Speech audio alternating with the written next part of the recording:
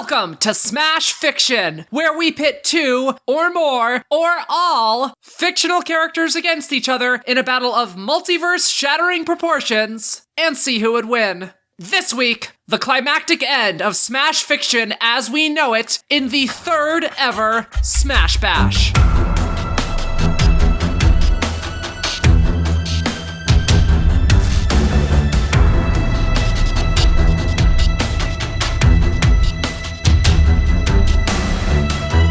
Once there was a time when fictional characters played nice with each other. They all stuck to their own lane, universe-wise, and even though they may have had a close analog to another character one universe over, the thought of seeing which was better at a given task wasn't even a consideration. That all had changed, however. The walls between worlds had been broken, and chaos reigned. One couldn't look out their window without seeing Disney demigods duking it out over a tree, or take a trip to the corner store without hearing gossip of the ongoing battle between Xavier's gifted youngsters and the students from UA. The Animal Kingdom too was in an uproar. Cats and dogs, apes, horses, and even dragons also found themselves crossing over solely to determine their supremacy. It was, in short, utter bedlam. This is everything I could have ever wanted! Cackled she who is chaos incarnate. Did you guys see that we got freaking Barbie involved in this mix? The listmaster nodded in agreement. I'm more impressed that we were able to slip that evil play to that guy and his robot pals. I had that listed as the 31st least likely outcome to develop as a result of our actions, just above Roland Deschain and Vash the Stampede joining a boy band. The Storm Tongue looked down at the developments below and cocked her head. Are we sure this is ultimately a good idea, though? I mean, I'm all for wizard duels, and that young boy with shield is great, but have we actually done any good here? Empress Smooches placed a comforting hand on the Storm Tongue's shoulder while passing her a muffin. Of course we have! Look, we got two of fiction's shippiest couples to finally tie the knot. 4 different versions of Death all submitted soft reboots of grimdark media, and War Greymon and Mechagodzilla helped to legalize marriage between 2 consenting monsters in Japan. I have found our Smash metafiction experiment to also be quite fruitful, piped in the Keeper of Beasts from her perch in a nearby tree. Before, I was limited to the number of animals I could introduce into our little experiment, but now there's a cat in every movie and entire groups of heroes that don't even possess the ability to speak. Thanks to us, a giant moth has become a universally acknowledged object of sex appeal. I agree, the curmudgeon stated. The universe is definitely a more chaotic place now, but it's also a closer place. One where conflict is more likely to develop and evolve into friendships, where differences are put aside and common ground is reached. It's actually quite beautiful. A stunned silence set upon the Pantheon. Welcome, clever imposter, said the Storm Tongue. Might inquire as to the whereabouts of the real curmudgeon? Well, piss off, the curmudgeon snapped. I'm wholesome as shit now. In that case, perhaps our job here is done, the listmaster mused. Although I did have so many lists of matches I wanted to do. He looked longingly at a stack of papers, the top of which grazed a distant galaxy. There will be other matches. They just won't need us, chirped the Keeper of Beasts. That's how nature do. Besides, do you know how much nesting material I could get out of your stack of unused lists? I never knew we eternal beings could change our nature like this, said the Storm Tongue. If the curmudgeon is rebranding, could I do the same? Because Talking Fast is only one of my things. But I don't know if that's how I really want to define myself, you know? I was thinking maybe the songstress, or the pun master, or the deity of not comparing things to deities. Fine, we can move on to other things, rumbled she who is chaos incarnate. But before we go, how about one final Smash Bash? Just for old time's sake. Yay! Empress Smooches cheered. I'll get some mint tea started for us. But first, the rules. We start by holding a snake-style draft. Each host will take turns drafting 5 characters each drawn from the ranks of previous victors of Smash Fiction matches. Once everyone has their team of 5, we will enter the Lightning Gauntlet, with each host having a chance to serve as a judge for a lightning round of their own design. These rounds can be anything other than a straight fight. The other hosts will select a character from their roster and argue why theirs would succeed at the task at hand. The judge for that round will appoint a winner, and that character will move on to the finals. Once all 6 lightning rounds are completed, we'll move on to the final segment, the Ultimate Smashdown, where the 6 finalists will go head-to-head in a knockdown, drag-out battle to the finish. The 6 of us will vote on who we believe would win in this fight, with the winner being crowned the ultimate champion of the 3rd season of Smash Fiction. And in case it isn't clear, this will contain major spoilers for episodes 101 through 150 of Smash Fiction.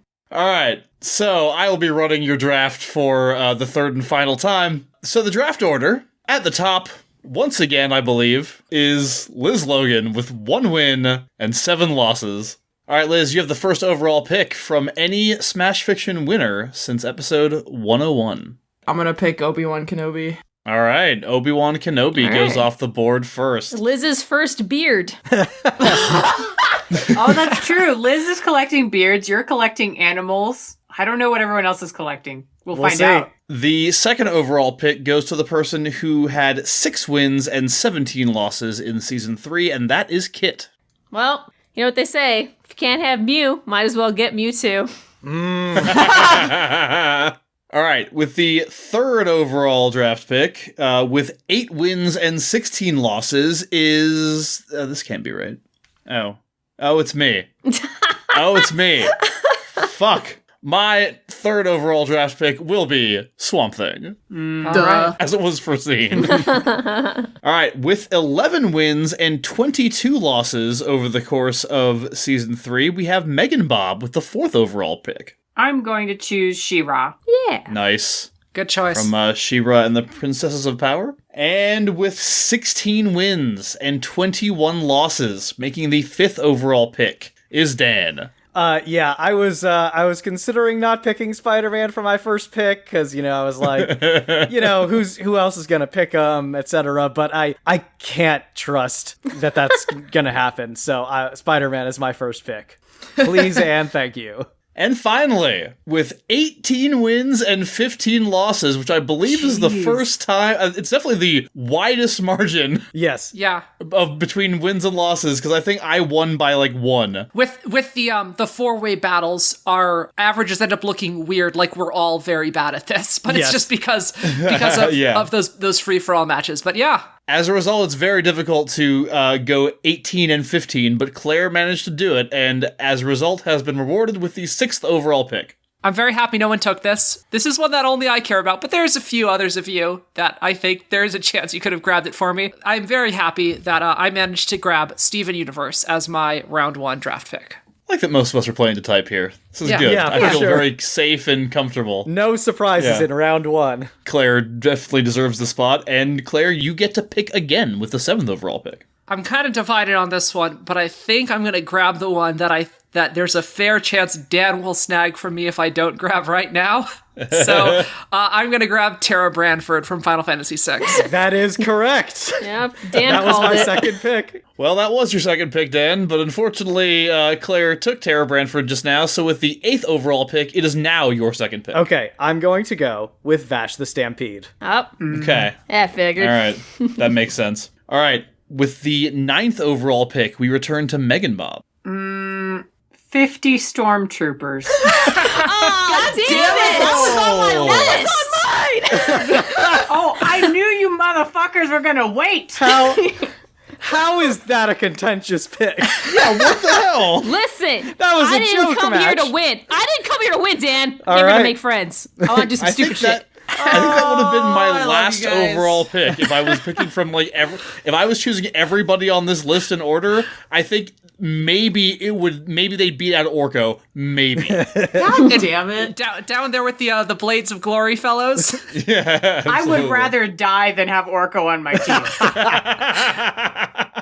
All right, so the 10th overall pick is mine, and since nobody else has picked her, and I didn't really think she'd fall to round 2, I will go with Storm. Yeah.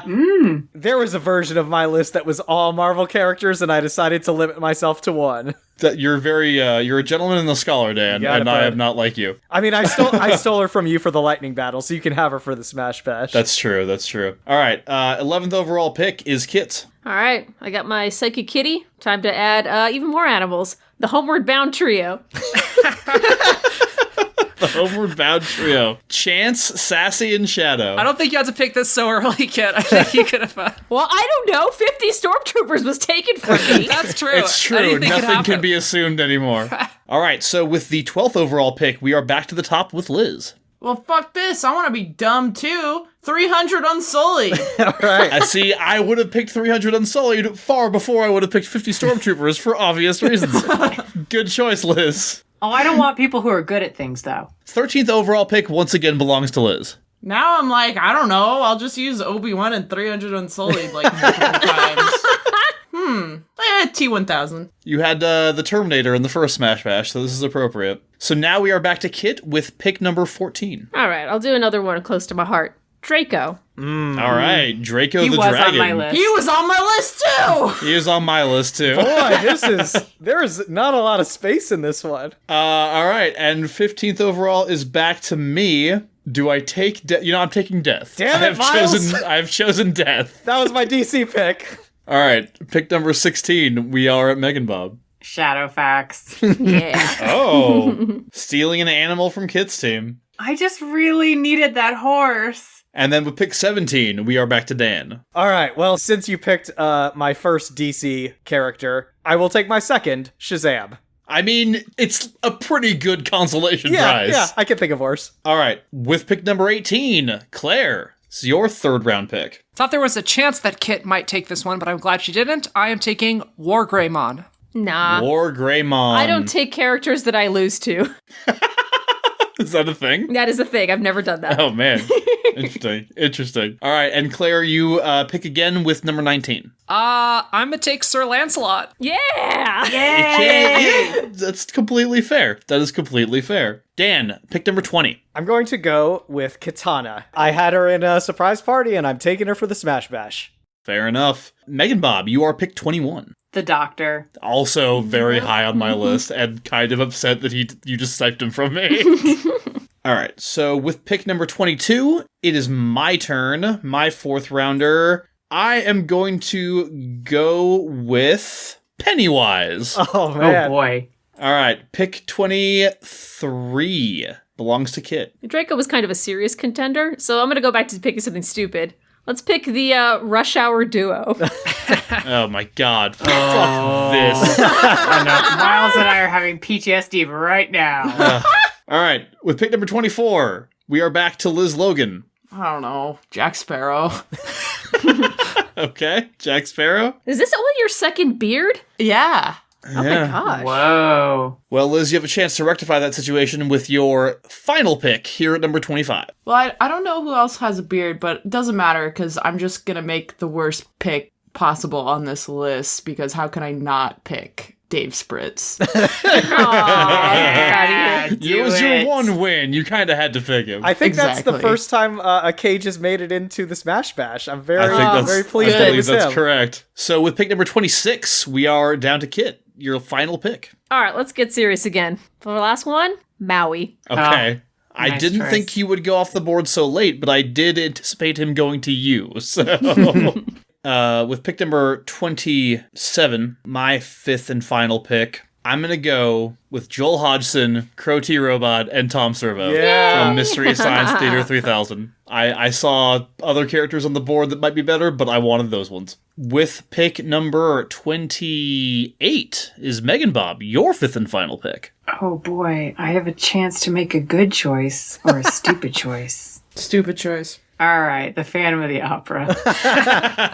Yeah. With the number 29 overall pick and the fifth and final pick for Dan. All right, I'm going to break my rule. Screw not getting more than one Marvel character. My final pick is X-Men Evolution. Wow! It only took until the very last Smash Fiction related thing for you to break your rules. That's right. I'm so proud. So I'm taking Cyclops, Jean Grey, Shadowcat, Nightcrawler, Rogue, and Spike. That's a pretty good pick for number 29. Yeah, it's almost cheaty. And finally, we come to number 30 as the final pick for Claire. I have a feeling I know what's coming, but I will let her say it herself. I do too. No one has taken any of my picks so far. I got all of my top 5. My last pick is Raziel. Of course it is. God, I can't believe fucking Black Panther and Zatanna are still on the board. I know. I wanted to take them so badly. But I wanted to have fun more than I wanted to win. And I also, it's lightning round. What am I doing? Trying to take powerful characters? Yeah, I know. I feel like, with a lightning round, like Joel and the bots are just as likely to pull you through as T'Challa. Absolutely. They are, but then they're Absolutely. gonna lose at the very end. Right, that's the thing. Not if it's all Dave spritzes at the end. That's true. All right, so that is the Smash Bash 3 draft in the books, and we are going over to initiative with Kit. In order to determine the order of the Lightning Gauntlet, we traveled billions of years ago to one end of the universe, each holding a 20-sided gemstone carved of dark matter with a different number on each face. We simultaneously cast these gems into the void, allowing their trajectory to be altered unpredictably by their interactions with stellar objects and phenomena. Now, at the far end of the universe, these gems hurtle toward us after countless eons of travel, and we will see what number they land on. I got a 19. 9. 3. I got a 4. 18. I got an 18 as well. All right. Oh, shit. Let's roll off. I got a 6. I got a 2. And with the space die cast, I suppose Storm Tongue can start us off. The Storm Tongue stands, about to lay out her plan for the first lightning round of the gauntlet, but for some reason, she finds that, for the first time since the dawn of existence, no words are coming out of her mouth. She reaches up a hand to her face and feels a strip of red adhesive that is now covering her mouth. She turns to the others and sees that the deity formerly known as the Curmudgeon has also been tangled up in a crimson web suspended between two galaxies. Another streak of scarlet flashes across space-time, and even she who is Chaos Incarnate is brought low, face down in a nebula. The Listmaker and the Keeper of Beasts find themselves wrapped up together so closely that it makes Empress Smooches blush. She attempts to whisper, "Kiss" to them, but then finds that she can't open her mouth as she too is wrapped up in crimson bands. A booming voice echoes across existence and it says, "Not even gods can escape the infinite length and unparalleled adhesiveness of red tape." Yeah! Standing at the center of the six is a tall, thin man in a well-tailored suit, every inch of his skin wrapped up in crisscrossing, overlapping bands of his namesake. My name is Red Tape, and I am an interdimensional process server. The six of you have been found guilty of the most heinous crime imaginable. Copyright infringement. Because you have used your nigh infinite abilities to cause characters to cross over with this so-called Smash Bash without the consent of their creators, I am going to have to seize control of all of your various powers and domains. And with the combined powers of lists, animals, bitterness, smooches, chaos, and talking fast, I shall be unstoppable. Is there a gem for each of them that you can put into a glove? If you put all those together, what captain do you summon? The six feel their strength draining out of them, but before their powers fade completely, they each have time to choose a champion to send out on a quest to finally defeat Red Tape once and for all. Unfortunately, interdimensional copyright law is on his side this time, so there's only one way they can get out of this situation, and that's to change copyright law. But despite all the immense powers of the six, changing copyright law is still beyond them. There's only one force in existence with domain over that, the most powerful force in fiction: Disney magic. But, as previously established, control over the Disney Corporation belongs solely to whomever possesses the Walt Disney bobblehead, one of the 4 Disney Hallows. And the Disney Hallows will only obey a person who has demonstrated their worthiness through some sort of contest that demonstrates both devotion to Disney and superhuman skill. The 6 know of one such ritual that would definitely qualify, but they also know that it's impossible. A Herculean task that many mortals have died trying to accomplish. Some call it the Parkeology Challenge. Others call it Gumball Rally. To others, it is simply known as the Mission, or the Mish. Travel to Walt Disneyland in Anaheim, California, and, over the course of a single day from 8 a.m. to 11 p.m., attempt to experience all 49 rides in Disneyland and California Adventures. Advocates, in order to seize control of the Disney Hallows and thus gain the ability to rewrite copyright law, your champion needs to go back to the location of the first ever lightning round, Disneyland, and be the first one to complete the Mish. So, do you have any plans for traveling around the park quickly or reducing the amount of time you have to spend waiting in lines? What unexpected problems occur throughout your day that mess up your initial plan, and how do you overcome them? And time is certainly tight here, but if you schedule your time just right, you should be able to squeeze in a quick meal and also maybe a minute or two to grab some souvenirs for you or your loved ones. So what non-essential stops do you make along the way? Side note, if your character is actually multiple people, then all of them need to ride every single ride. Miles, who are you choosing for your champion? I believe entering this challenge is going to be Pennywise. Oh no! All right. Oh no! Megan Bob. I feel like I'm blowing my load so early, but the doctor. Kit? I think it's got to be 2 cops and some badges to flash the rush hour duo. Dan? Shazam! And Liz. This seems obvious. Jack Sparrow. Oh, shit. You were going to get stopped by so many tourists. Oh shit, I didn't think of that! Too late. All right, Miles, whenever you're ready. So Pennywise, his whole thing is that he scares children. And so let me tell you, one way to clear out a bunch of lions real quick is to scare children. And so the way it works, Pennywise has a strategy, right? And it's like you basically you do one ride, and then you go to the next one and you find like a crevasse or something. I assume all these rides, I've never been to Disneyland, so I don't know anything about any of these, but like some of them are the same as like Universal Studios and shit, right? Where you like go through like caves, like go through like tunnels and stuff like that. Yeah, there's dark rides. Yeah, there's darker areas, right? So like he's gonna make a plan of all those, because by this time, if Pennywise is in Disneyland, it means he's been here terrorizing children for a while, okay? Basically, he knows the layout really well. He has a plan of like where to go to like best, and like which rides associated to like best scare kids. So for example, he'll go hang out at I don't know, the Mark Twain riverboat ride, and like when kids are there, he'll turn into dancing frog or jumping frog, which is really scary. I'm trying to think of any other Mark Twain things that would scare people. I noticed you didn't pick the Haunted Mansion as a scary ride. The Haunted Mansion. Like, he can turn into ghosts and shit and, like, scare people. And the thing is as he's scaring children out of Disneyland and away from the lions, remember, he's also gaining strength and power as he does this, meaning he has the stamina, uniquely among all these characters, except maybe Shazam, has the stamina to really complete the miche in an effective manner. As for, problems he's going to run into along the way, look, sometimes kids think they know what they're doing, and they think they're figuring out the mystery, and they try to, like, fucking, like, shoot him with silver earrings and stuff, because they think they figured out what the deal with Pennywise is. As anyone who knows anything about it knows, that shit's never really effective until you come back later when you're older. Yeah, and as for souvenirs, yeah, absolutely. He's taking lots of souvenirs. Oh, no. Like, children's body parts. Okay. But yeah, the main strategy definitely involves scaring kids out of Disneyland. And if anyone can do that, it's Pennywise. All right, very well done, Miles. Bob? The doctor is headed to Disneyland because he's heard about a clown that's eating children.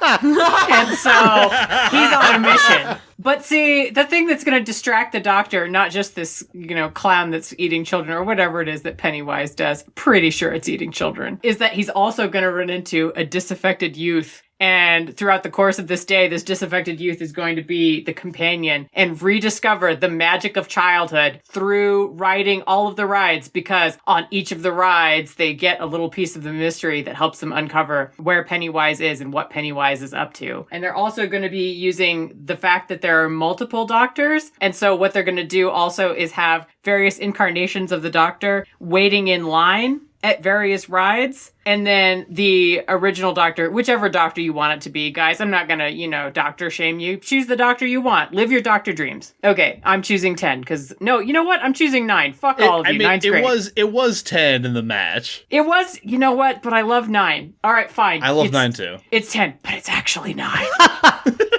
It's Christopher Eccleston in a David Tennant mask. I will say, Maggie Bob, if you bring in multiple characters, they all have to ride all of the rides. Okay, it's like a cup, that cup and like, what is it? That like cup and rock game or whatever?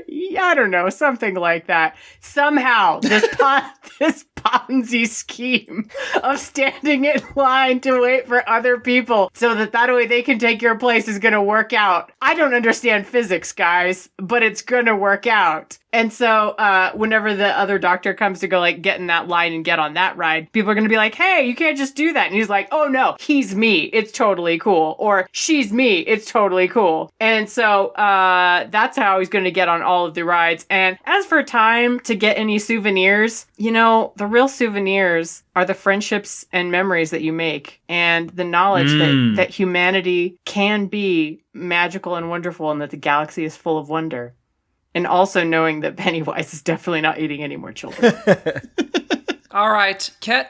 Detective Carter and Inspector Lee heard about some kind of terrorist dressed like a clown at Disneyland, so they go to investigate. Anyway, first things first, Carter's telling Lee it's crazy up in there. To get through the lines quick, you gotta flash your badge. He taught him in the first movie. If you want to get into a place quickly, with minimal questions asked, just flash your badge. Doesn't even have to be your fucking badge. If that's a problem, whatever, Lee can straight up, like, vault over and under things in line. He can climb up, like, walls and just vault over those falsely tall buildings that Disneyland has. They're really just 2-story buildings. It's not gonna be a problem. Or, Carter can just yell at Disney staff, like he always does. He just yells at people into confusion like it's a fucking weird Pokemon attack.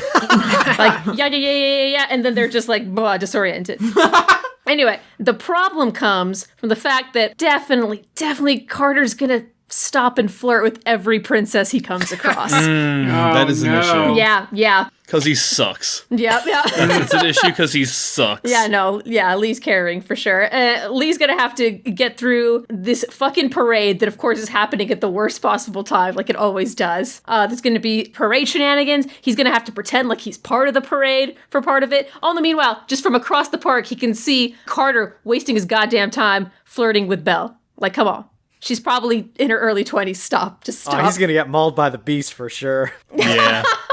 But at the end of the day, hopefully they don't come across the clown terrorist because they gonna die. If they don't die, I think they'll be all right. I think they'll get to the park pretty quick, all things considered. All right, Dan? So I've done the Mish, and there's a number of things that are useful to have if you are doing this. First off is a degree of foresight. Like, you have to be picking up your fast passes in the correct pattern. Like, you have to be anticipating when you're gonna get to certain rides, and so you already have the fast pass by the time the fast passes activate so that you're at the ride, and you can skip the long line in places like, you know, the Indiana Jones ride, or like Space Mountain, or places like that. And you know what comes real in handy for that is the wisdom of Solomon. Being able to anticipate what's gonna happen, and then if you can move to those different locations with the speed of Mercury, all the better. Like, you're basically breaking the game. And then on top of all of that, if you do not need to eat because you have the stamina of Atlas, this becomes trivial. But what's really gonna keep Shazam going through all of this is the fact that he is Billy Batson. He is a child, and he has the enthusiasm and the love for all of these properties and this whole fun experience that only a child can have. So he not only is moving with, like, the abilities of an adult, but the abilities of a superhuman, but the enthusiasm of a child. He's feeling pretty good because he got through the Haunted Mansion no problem with the courage of Achilles. Aww. And so he's on the Matterhorn, and he's, like, going up, you know, around the little corners, and then all of a sudden this Yeti pops out. And he's not scared, but he does get a little startled. And he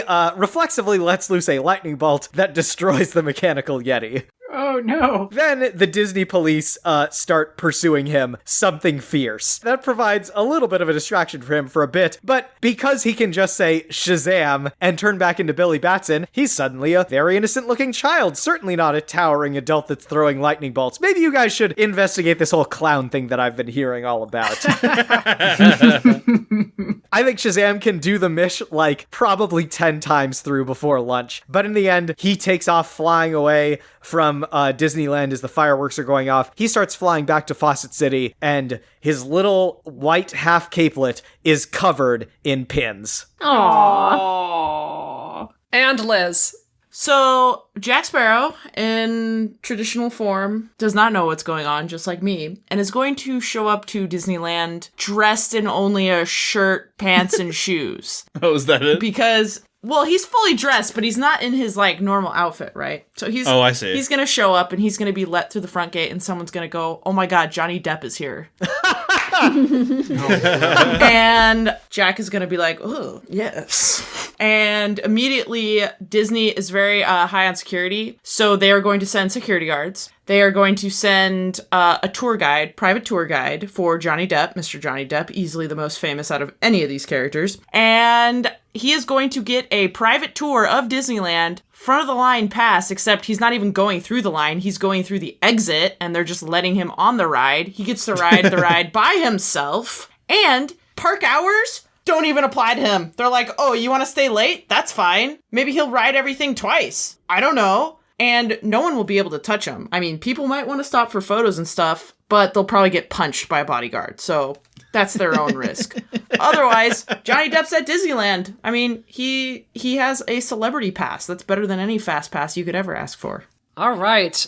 Wow, very well done, everyone. I mean, definitely an honorable mention to Jack Sparrow, but I do think that the winner of this is going to be, perhaps not surprisingly, Shazam. Yeah, buddy. And with Shazam firmly the one to beat at the very end of this, it is now time for Miles. All right, so before I start this one, I just want to say my lightning round references current events. Oh boy. And references there being a president. Now, in this case, I think I want to establish right here, right now, that everything in this world that I'm describing is the same as our world, except for the fact that there's a different president. Okay. Who's just like, you know how like in media, you know, in fictional stories sometimes, you know, like in fucking Harry Potter, the prime minister, you know, it's like, it's the president. Sure, it's the idea of the president. Yeah, exactly. The president awoke with a start in the middle of the night, the sound of the ringtone blaring through his skull. Nobody else in the house heard it, of course. Nobody else in the house could hear it. It played only in his head through the implant they'd installed upon his inauguration. For ease of communication, Mr. Bezos had said, though they had only had to use it with any frequency after the first year. By then, the president had gotten the gist of how things worked around here. He'd seen that film of the Kennedy assassination that appeared to have been shot from the grassy knoll. He wasn't here to rock any boats. All he had to do was keep up the tax breaks, deregulate as many industries as he could, and start a war every few months, and that they basically left him alone. In fact, he hadn't heard the ringtone in almost a year. It was Don't Worry, Be Happy, of course. It had always been Don't Worry, Be Happy. POTUS here, the president whispered, rising from bed and stepping out into the hallway. Mr. President, said the voice on the other end of the line, we have a situation. As always, the president recognized the speaker. They hadn't tied him down and covered him in honey and fire ants until he memorized each of their individual voices for nothing. If he hadn't been worried that someone was watching him constantly, like all the time, he would have grimaced. He settled for grimacing on the inside. Of all of his masters, this was one of his least favorite, the one who had beat him with the most fiery pokers. Robert Kraft, CEO of the Kraft Group and owner of the New England Patriots. What kind of situation, the president asked. Well, it's like this, Kraft said. You know, of course, about the comically futuristic surveillance technology used by the Patriots organization for completely innocuous reasons such as the filming of TV documentaries and absolutely nothing else, right? The president began rubbing his temple but stopped himself, glancing around warily. Yes, of course, he said. And you know as well that it's playoff time, and Bill and I don't usually have time to look at any of that stuff during playoff time. I mean, I don't know if you know this, Mr. President, but we went to the Super Bowl last year, and the year before that, and the year before that. Won 2 out of the 3. We appeared in 8 straight AFC Championship games, Mr. President. We've had a bye in the first round of the playoff tournament every year since 2009. So, between the playoffs and the prostitutes, there's really no time to look at all that footage this time of year. You know what I mean? Right, the president said, keeping his voice carefully measured. But of course you didn't get a first-round playoff bye this year. There was a pause at the end of the line. No, Kraft said in a soft voice. No, we did not. If you don't mind me asking, the president said, keeping his tone as obsequious as possible, what happened in the first round? Clearly all of this was necessary. Not a word could be cut. Clearly all of this is for me, and I love it. What happened in the first round of the playoffs, Mr. Kraft? A longer pause. We lost to the Titans, Kraft said. The president put an appropriate amount of surprise into his voice. The Tennessee Titans? Who went 9-7 on the season and barely made the playoffs as a 6th seed? Yes, those ones, Kraft snapped. Which means you're not going to the AFC Championship game or to the Super Bowl, the president finished. Which means, Kraft said, that we actually have had time to review the footage, and we found something... The president frowned, refocusing. This was a strange tone for Kraft, almost as though he had actually been rattled by something. Well, something anyway, Kraft said. I can't tell you what it is, and you wouldn't want to know anyway, but it is a clear threat to America and possibly even all of humanity, and as best we can tell, there's only one way to stop it. What's that? The president asked. I can't tell you, Kraft said. Mainly because what it is, this next part sounds super suspicious coming from me, so I'm handing you off to Jerry Jones. I'm gonna go to the gas station, maybe get a soda. Anybody want anything? Keep going, Miles! Keep going! Yay! The president had to bite his cheek to keep from cursing. After a moment, he heard the grating drawl of the Dallas Cowboys owner over the phone. Now, Mr. President, it gives me no joy to say this, said Jerry Jones, but I'm afraid it is the undisputed truth. In order to save America, and possibly the world, the New England Patriots must play in the Super Bowl. The president choked. What? I don't know. Some kind of cabin in the woods shit, Jones said. Can't you do an ancient ritual? Pat's gotta play every year or the ancients rise up, usual crap. Anyway, we're all up here at Warren Buffett's place trying to figure out how to make that shit happen. Damn fool's already been eliminated, people already think they're cheating bastards, so if we just do it by decree, regular folk might start actually riding. We gotta come up with some way to get the Patriots in the Super Bowl so it looks legit, and we ain't come up with nothing so far, and now we're all drunk and don't give a shit. So we figure why not pass it on to your sorry ass, son? You got people for everything. Find somebody who can make it happen. The line goes dead. The president closes his eyes, trying to process all the information he just received. Finally, he gives that up as a bad job, and focuses on finding someone to somehow get the Patriots into the Super Bowl while making it seem on the level. It's a week before the Super Bowl. Who could do such a thing? Who could possibly... The president opens his eyes and a smile comes to his face. He reaches for the phone, the normal red one this time, and says commandingly, "Get me!" Alright, when you announce your characters, guys, you have to announce them for this one by saying, "Get me so-and-so!" Okay. All right. Okay? Alright, Bob. Get me 50 stormtroopers. Kit. Get me Mewtwo, I guess. Dan. Get me the X-Men. Liz. Get me the T-1000. Oh, shit. Oh, man. And Claire. Get me Raziel. Alright, we'll start off with Bob. So it starts out in a boardroom meeting, and somebody mentions the word tie-in. Everybody starts going, tie-in, tie-in, tie-in, tie-in. They get the idea. Oh, yeah, that Star Wars thing. The kids are all about that. You know, the numbers are decreasing in watching footballs. You know what would make the kiddies watch footballs? If it was more like Star Wars. And they're like, wow, okay, we can't pay these actors to play a football, can we? Probably we don't have that kind of money. And we certainly don't have the money to do CGI, you know, Leia doing footballs. So what we are going to do is we are going to have stormtrooper footballs. So both of the teams are going to be dressed as stormtroopers. Well, here's the thing though, guys. It's incredibly easy to take out a stormtrooper. Like, real, I don't know if you guys have heard, it's very easy. So they're in the locker room and, you know, other team is getting ready dressed as stormtroopers, and then the other team is like actual stormtroopers. And then I don't know how that happened. It just did. I don't know. Disney, guys. Disney is real weird. And so, like a gang of terrible people that they are, the Patriots roll up to this locker room and then beat up all of these poor innocent stormtroopers. Well, they're not that innocent. They're working for whoever it is they work for. Disney, I guess. And then put on their costumes. And then they play in the Super Bowl. That's what we're doing. And they win because they're terrible and good at cheating. And then, you know, Tom Brady, he's still playing a thing, right? For now. Yeah, okay. And so he takes off his stormtrooper mask at the end, and everybody's like, ah, scum! And then they mob the field, and Tom Brady is torn apart. So the scenario that I specifically asked you not to start a riot. Oh, I'm so I mean, sorry. they made it to the Super Bowl, right? And then there was a riot. That's true. I actually deliberately didn't tell you the outcome of this game. We'll get to that later. After he's mobbed to death, is replaced with a TK466 with a 0% pass completion rate.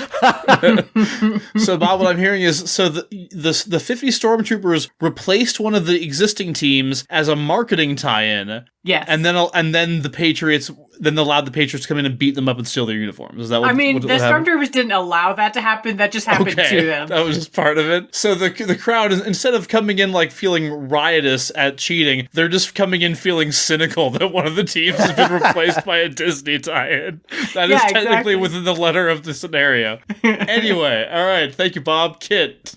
After the Patriots are disqualified, Mewtwo begins changing the weather, causing near-apocalyptic, events, right? Changing weather, super bad for the entire planet. I shouldn't have to break it down for you. Pay attention. Now, this chaos across the globe is stirring up a lot of superstitious talk. Psst, psst, psst, psst, psst. Do the Patriots need to be in the Super Bowl to keep life on Earth, living? Mewtwo uses his redonkulous telepathy to scour the globe for the journalists that are the biggest skeptics of this Patriot superstition. Then, also like he do in the first Pokemon movie, he mind controls them. Now, all the major news outlets are supporting this superstitious thought. And people begin accusing whatever team the Patriots lost to actually have cheated. Because the Patriots should have won. Clearly, the gods have spoken. The Patriots always have to win to keep the earth in balance. It's kind of like the Lion King or some shit. So Or some shit. enough worldwide chaos begins to stir the moment that people get the Patriots back in, because clearly the other guys cheated. They always should have been there. The weather changes back into normal. Everything is well. And obviously the superstition was right. And the Patriots are back, baby. All right. Thank you, kid. What have you done, Miles? Welcome back to Sports Center. We are here talking about the various odds of different teams getting into this year's Super Bowl. I'm your host, Steve Field Goal. And, of course, our number one pick for favorite for this year's Super Bowl is the Baltimore Ravens. And they have been having an incredible season, and oh, wait, I'm just getting word now. Apparently, the Ravens have been disqualified. During one of their routine passes, their ball was disintegrated by, I'm being told, a mysterious red laser beam that cut across the field and dissolved it away into ash, which apparently qualifies as a violation, and therefore the Ravens are out of the running. Well, that's disappointed. But that still brings us to our previously second pick, now our first pick, the San Francisco 49ers. They are looking very strong. Oh, wait, I'm being told that apparently the 49ers general manager just held a press conference with a young redheaded woman at his side touching her temples furiously as he announced that the 49ers will also be withdrawing from the Super Bowl. But they're still... Oh, no. Well, I'm being told that apparently Kansas City had to withdraw as well due to the fact that all of their uniforms went missing, with reports of a young girl walking through walls holding the uniforms being as yet unconfirmed. Let's see, the Packers similarly having to drop out due to their locker room smelling like brimstone. Seattle also having to drop out due to their entire roster lying unconscious and memoryless, with reports apparently of a young goth girl seen walking away from the pile of unconscious football players. That really just leaves the Vikings, and let me tell... Oh, no, wait. The Vikings have apparently been the victims of so-called Deflategate 2 after all of their balls were found pierced by very large bone spikes. Well, I'm looking down this list, and every single team in the NFL has been disqualified except for the New England Patriots, who I guess win the Super Bowl by default. So we can all agree, a great day for American football. Okay. Thank you, Dad. Liz? Okay, so we're going back to that AFC wildcard game. Now, it's gonna pay me so much to say all this stuff. Anyways, so there's been a lot of haters on Tom Brady. You know, maybe he's too old. You know, he's losing his touch. Well, let me tell you, the T1000 is here to rectify that. Oh, no. Mainly by getting rid of Tom Brady and assuming his identity. First, he time travels back to that game, deals with Tom Brady, becomes Tom Brady, and puts all the haters away. Oh my because God. Tom Brady is doing the quarterback option or running that ball all the way to the end zone on every spike. No one is going to tackle what do I want to call him? Tom 1000. Tom 1000. Oh, hell yeah. He is going to run through everything. The Titans don't stand a chance. Probably someone is going to get killed by Tom 1000. And he will systematically take out everyone. He'll go up against the Ravens. People will think, oh man, Lamar Jackson, he's going to run that ball constantly. He's such a runner. He's just going to decimate everything. Well, you haven't met Tom 1000 because he is going to put all of Lamar Jackson's running records to shame in that game. Because again, every spike. Then the Super Bowl is going to come. Probably against the 49ers. George Kittle, who cares? Tom 1000 again, going to run the ball. He's going to become the GOAT tenfold. And he's probably going to play football for like another 200 centuries. Doesn't matter. It's the Tom 1000. And that's how they get back in the Super Bowl. Time travel and shapeshifting. How can you beat that? It's only one player. 2 players, I guess, if you count the center. Tom 1000. Trademark. Okay. All right. Thanks, Liz. Claire? Raziel, for a little while, isn't quite sure how he's going to go about this, but he's watching some professional teams playing, and he feels there's a strange aura emanating from them. Because you see, ordinarily, Raziel is only able to possess dead bodies, but he discovers that there's another type of person he can possess as well, and that's football players. Because you see, after years and years and years of repeated cerebral injuries, their brains are actually just like mostly just like necrotic tissue. And God. so he can actually hop into those bodies totally fine and take control of That's football awful. players. That's terrible. Raziel starts systematically working his way through the NFL, and just while possessed in various players, just gets them involved in all sorts of terrible scandals. You know, he'll get one arrested for like not filing their income taxes, or you know, another one he'll make sure they get caught with like a bunch of cocaine or like performance enhancing drugs and get kicked out. There's one that he decides he's going to try to get them suspended by like just being like really controversial on Twitter. He just like starts off like saying a bunch of like anti-vaxxer stuff, but then discovers like, oh, he's actually fine. It doesn't actually hurt his career. And then he like ups the ante and starts like retweeting a bunch of like incendiary QAnon stuff, and like, but still like he's not getting, so he has to keep upping the ante until he eventually discovers the way to get this guy kicked out is just you know, kneel during the national anthem. And eventually, you know, just again, by sheer default, by bouncing around to various players and getting them all eliminated, none of the other teams can have like a full roster of players they can bring to the Super Bowl, and they just kind of end up passing it on to the Patriots. Okay. Thanks, guys. That was a real journey. I had a lot of fun. and thank you for indulging me in my weird-ass football lightning round. Yay! Before I announce the winner, I just want to say 2 things real quick. First of all, there was going to be a second part of this lightning round that I've been told I can't do because it takes too much time already. But in the second part of the lightning round, it would have been revealed that, in fact, there was no existential threat to America and the world. It was just the Patriots cheating again to get in the Super Bowl. And the same character that you chose to do this stuff would have had to find some way to make sure that the Patriots lose that Super Bowl. So I don't have time for it. I just want to make sure everyone knows the Patriots do lose that Super Bowl. Oh, thank God. Yay! Second thing I want to say is in second place for this challenge is 50 Stormtroopers. The thing I was looking for more than anything else was a method of doing this that is the least suspicious. And I honestly think somebody being like, hey, we're taking one of the teams out and replacing them with a Star Wars tie-in because Disney said we had to is one of the least suspicious things I've ever heard. However, it is slightly more suspicious than actually going back in time and making sure the Patriots do go on another run to the Super Bowl with Tom Brady playing out of his mind, because that's what we all expected to happen anyway. So yeah, the T-1000 wins this lightning round and will advance to the final. Made me waste Mewtwo on football. Bob, cleanse me, Bob.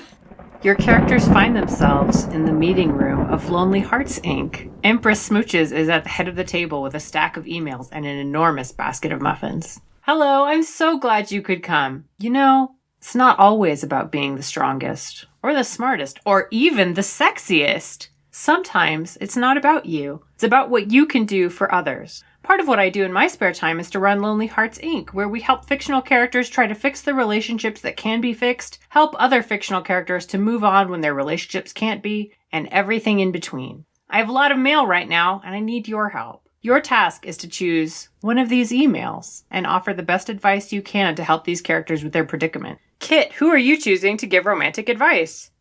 Out of the characters I have left, I think Draco has the best head on his shoulders. Ooh, and that sexy voice. All right, Dan? I think I'm gonna go with Katana. Liz? Obi-Wan Kenobi. A celibate. Ooh, I like it. I mean, apparently Palpatine fucks, so... All right, Claire? It just has to be Steven Universe. I'm sorry. Of course it does. Damn it! Oh, that's the All power right, choice right there. Miles, who are you choosing? Death. Aww. Kit, you're going first. I've been chasing the same whale for years. Actual years. We were together for a little bit and it took off my leg. But I think we can still make it work. The problem is that every time we end up in the same room, we just start fighting. Sometimes about my ceaseless hunting and attempts to harpoon it. Sometimes about my leg. It depends. Advice on how to forgive and move on? From Don't Call Me Ishmael.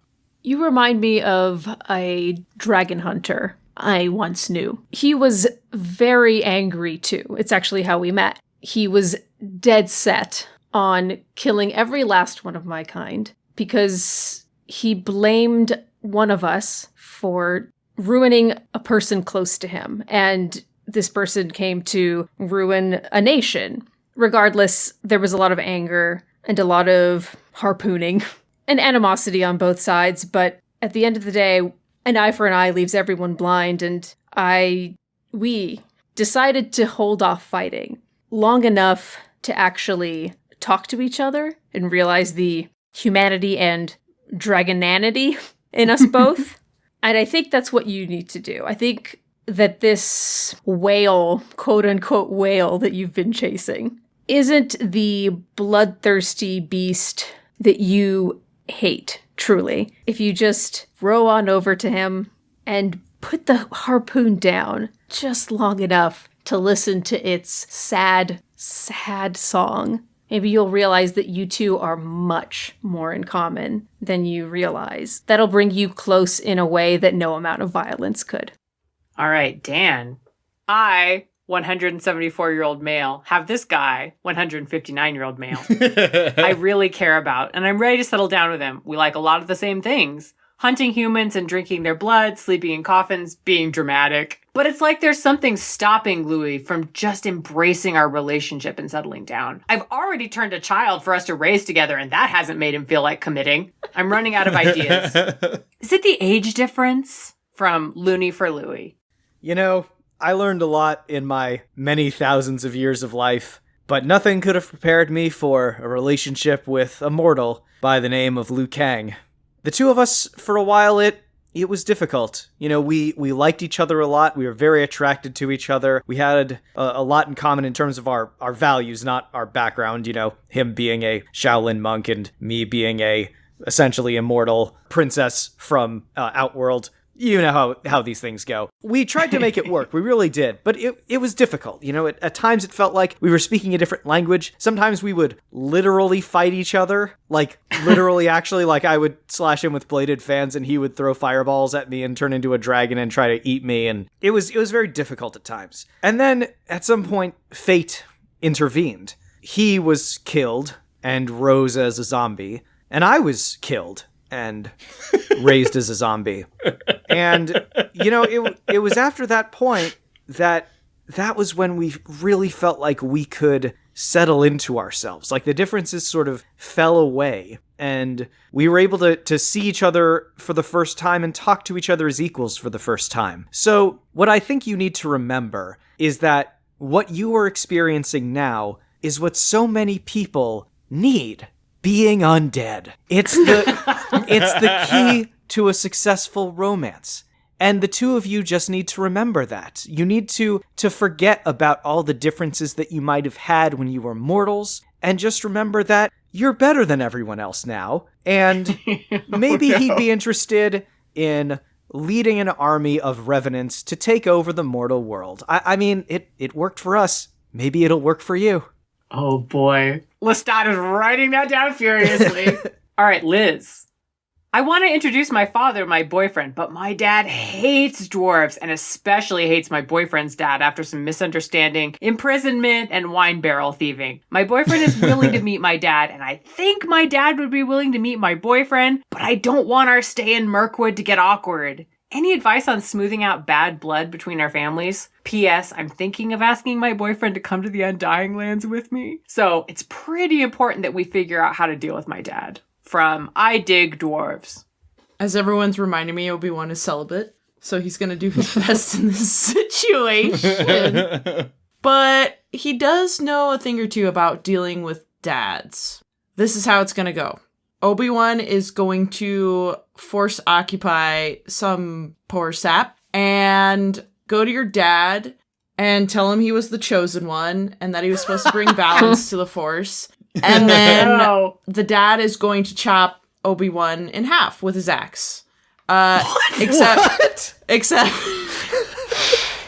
Except no. The dad is an elf. FYI. Oh, I mean elf. So what? Shoot him in half with a bow and arrow, I guess? I don't know. Shoot him in half. Sure. So instead, there's no blood, there's no body parts.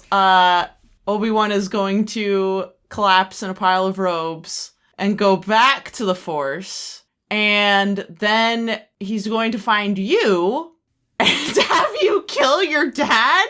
I don't know. Wait, that's not what happens. So what's gonna happen is you're gonna fight your dad because you want to be with this dwarf? Yes. This dwarf, but your dad is... Hold on. Liz, you need a flowchart. You want to be with this dwarf, and your dad is Darth Elf.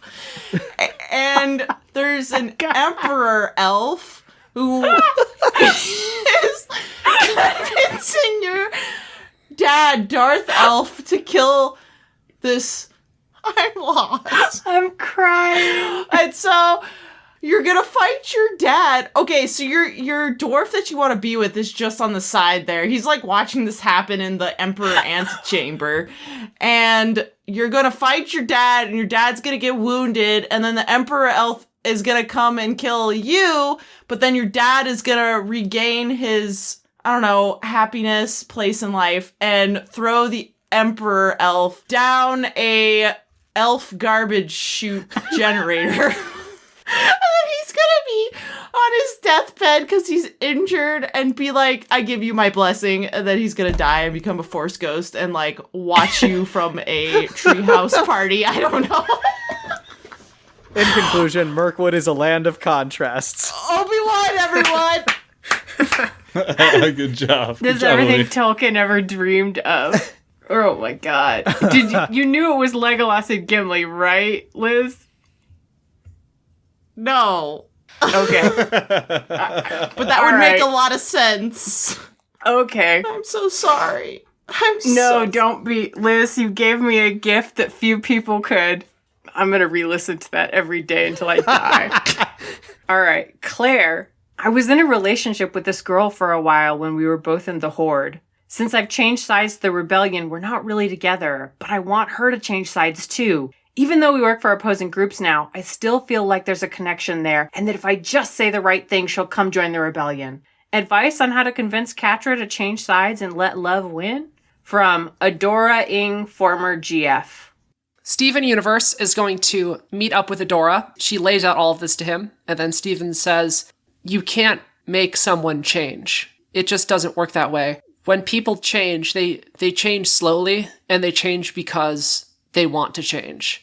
Adora says, hey, but I know about you. I looked you up on like Light Hope. It's this supercomputer thing I have. And it says like, you basically like unseated this entire monarchy and like undid this whole fascist empire thing just with like feelings and talking to people without actually having to fight anyone. So how can you of all people say that? And Steven says, yeah, I mean, I learned about the diamonds and who they were as people and why they were the way they were. And I was able to talk to them a bit about it, but they were open to it. They were willing to do that. But it sounds like you've already done all of that with this friend of yours. So I'm sorry, I don't think there is a magic thing you can say. Just be yourself and focus on your own happiness and leave the door open if that's something you want. But if you don't, I would say just try to move on from it. And she says, okay, so like, I'm just going to act really cool and happy and like, I don't need her. And then she's going to be like, oh, that's great. I'll come back to you. And Steven's like, no, you don't get it. You have to actually believe this and you have to actually do it. You have to actually move on from her. But if you want, you can leave the door open and you can offer her a hand every once in a while, but she has to be the one to take it. For a while, you know, she takes this advice and she actually does move on from Catra and stop trying to convince her to rejoin. And for a while, the two sides continue to fight the Horde and the Rebellion until the next time we have a princess prom, which is a time when all of the princesses from across Etheria meet together and have a dance. And regardless of what wars or allegiances are happening outside, it's all null and void for the duration of the princess prom. So all of the people are dancing together, doing this kind of like, big group dance. Adora actually brings along Steven as her date. Aww. And at one point, she and Steven are dancing together, and of course, they fuse in the middle of the dance. Oh, God. Boy. This even larger and buffer and more androgynous somehow person, who in addition to have long glowing hair, also now has a pink gem in their belly button. At this point, this mysterious person, who I guess would be, Stevenora? Stevenora, I like that. Sure, offers a hand to Catra and starts dancing with her. And then, of course, they fuse. So this now three-way fusion of, so I guess, oh god, Catrivadora? There you go. Nailed it. I like it. Is dancing with itself for a while, and as this is happening, Adora and Catra, with their two minds and memories fused, finally are actually able to see things from each other's perspective a bit more, and Catra is now fully able to understand that Adora really does care about her and isn't just trying to manipulate her and isn't like everyone in the Horde, and she's able to see the rebellion and the Horde the way that Adora finally does. And so when the three finally unfuse, Steven steps off to the side and sees that Catra is dipping Adora and gives her a kiss. All right, Miles. There's this angel I've been hanging around for, I don't know, a few thousand years now. We spend a lot of time together and have loads in common. In light of some recent big events we've been through, I feel like I want to move our relationship from friendship to something more, but I don't know how to tell him. I've given him seductive looks. I've worn tight pants. I've tempted him. I offered to run away with him. None of it seems to get through. What do I need to do to make it clear to this beautiful idiot that I want to know him biblically? Signed, Desperate Demon. All right, Desperate Demon, here's the thing. From has in her long life been equally desperate death. A few thousand years, that's a long time. I mean, it seems like a long time to you, of course. To me, I know that it's actually not. You're actually quite young. But the thing about living that long is you start feeling like you have all the time in the world. I mean, why wouldn't you have all the time in the world? You're functionally immortal. Unless somebody dumps holy water on you, you're not just gonna keel over and die. So of course you have all the time in the world to try and, get this person's attention through various techniques and antics. I understand that. I've been around a long time. I know how the feeling of feeling like you have time to wait. But once every year, I go down to Earth and I spend one day as a human. I do it kind of to see just what it feels like to be mortal. And part of that is feeling that sense of your own mortality. That sense that you don't have all the time in the world. In fact, if you miss out on something, or if you waste time on something, that's very real, tangible pieces of your life that you've lost and then aren't coming back. Now, most people aren't in a position to tell you this, but fortunately I am. You're not going to be around forever. Trust me. I know. No matter how long you think you're going to keep it going for, there will be a time. There's a time for everyone. And you do not, despite all that you think, have all the time in the world. Either to spend time with this person who reciprocates your feelings, or to move on from them if they don't. So while I know this goes completely counter to your nature as a demon, I think you have to just tell the truth. I think if you want to get this resolved, and I don't mean tempting him, I don't mean dancing around it. You gotta be this guy. This person sounds pretty thick, if you don't mind my saying so. Oh, he's thick. You have to walk up and confront is a strong word, but you have to actually just be incredibly open and blunt and honest about how you feel, and then see how they respond. Because if they reciprocate those feelings, then great. If they don't, you don't have time to be kind of moping around and trying to figure out a way to get somebody with no interest to notice you. So as painful as it may be, you can keep going in the current relationship that you've got now, but it doesn't sound to me like that's good enough for you anymore. So if you want to figure out whether or not this person is as into you as you seem to be into them, you absolutely need to tell the truth, have an honest conversation, everything on the table with them, because that's just the best way to make use of your time, the time that you have. Oh man, you guys all did such beautiful fanfics. All right, I think Steven takes it. Oh fuck. Yeah. I mean, look, I don't disagree with you. Okay, just imagine me forming out of a cloud of small birds. Though in many, many ways, humanity is better off than it has been for the entirety of its existence, still the four horsemen ride toward their promised day. Pestilence ravages the poorest communities, war feeds on the never-ending slaughter, famine spreads in the wake of growing drought, and death? Death just waits, as always. But what does this have to do with the animals, Kit? The horses? Okay, hold on now. Listen. Hope is the thing with feathers that perches on the soul, and hope is what I come to you all for. Each of you will choose one of your characters to become a new horseman, not of the apocalypse, but of salvation. One by one, you will choose your rider and give them a title, much like pestilence, war, famine, and death, but more befitting their new horseman of salvation duties. Then you will have to tell me how they use their, sorry Claire, godlike powers to influence humanity onto the right path. And yes, there are 5 horsemen of salvation, because Mother Earth and her children need all the help they can get. Dan, who will be your horseman? Vash the Stampede. Liz. Who will be my 300 horsemen? Oh my god. Oh no. 300 unsullied, I say! Claire. I mean, he's already got a horse. I think it's got to be Lancelot. Miles. I think the person for this challenge has to be Swamp Thing. And Bob. There's a reasonable answer, but I think the objective right answer is Shadowfax. Fuck yeah! I don't want spoilers. I'll wait for Bob to tell me, but I'm dying to know if Shadowfax has his own horse, or if he need no rider. Or if he rides a human. So many options. Anyway, start us off, Dan. So, Vash the Stampede is the horseman of love and peace!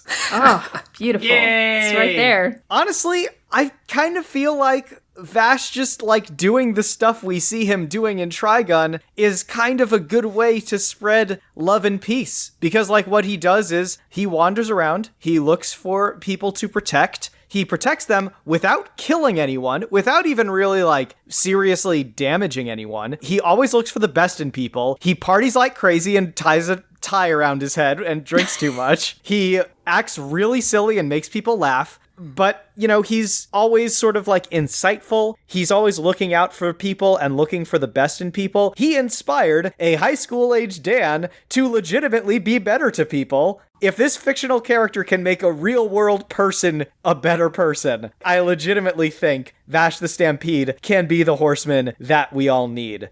All right, I'm afraid to ask, but Liz. 300 unsullied. They don't ride horses. So once again, I'm going to go off script. These are going to be called the 300 unhorsed men of the environment. Ooh, all right. You lost me, but then you had me again.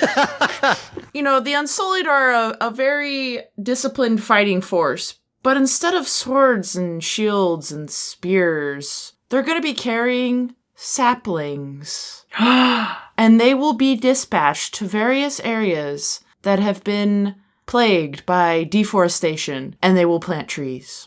And then when they leave that area, they will have trash bags, and they will pick up all the trash. And then they will get more saplings and plant more trees. And that's all they will do. And they will not complain. And they will plant so many trees. The 300 unhorsed men of the environment. I like it. They're like a real ripped tree people. Yeah. Fucking hot ents. Oh, I was talking about the actual, like, there's a group that plants trees out here in Los Angeles. Oh, fair enough. But I will now imagine them all as ants. I like that for Bob, the path to ripped ents was the path of least resistance. It's like a straight line between 2 points for me. Yeah, absolutely.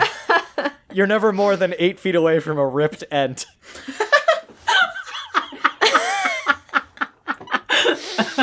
They move faster than ents, though, I will say. I would imagine. All right. Claire, tell me a tale. Sir Lancelot is going to arrive on Earth as the Horseman of Chivalry. or the Chevalier of Chivalry.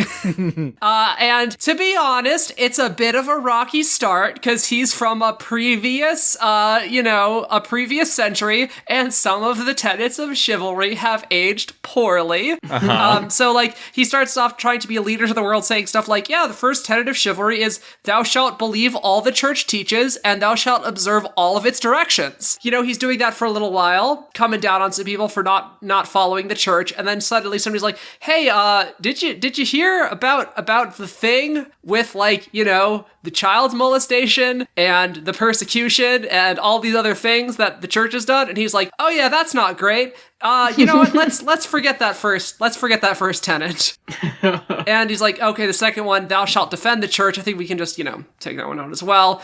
Yeah, okay, the second one's good. Thou shalt respect all weaknesses and shall constitute thyself as the defender of them. So yeah, defending the weak. That sounds good. Thou shalt not recoil before thine enemy. That's good if we get the right enemy. Thou shalt make war against the infidel without cessation and without mercy. You know, this one, I think we can scrap this one. Thou shalt perform scrupulously thy feudal duties if they not be contrary to the laws of God. I guess that's fine, but again, we're still working out what some of these laws of God are, so subject to change. Thou shalt not lie, and thou shalt remain faithful to thy pledged word. Okay, this one can stay. Thou shalt be generous and give largesse to everyone. That was also good. Thou shalt be everywhere and always the champion of the right and the good against injustice and evil. Okay, so like about half of these we can still keep.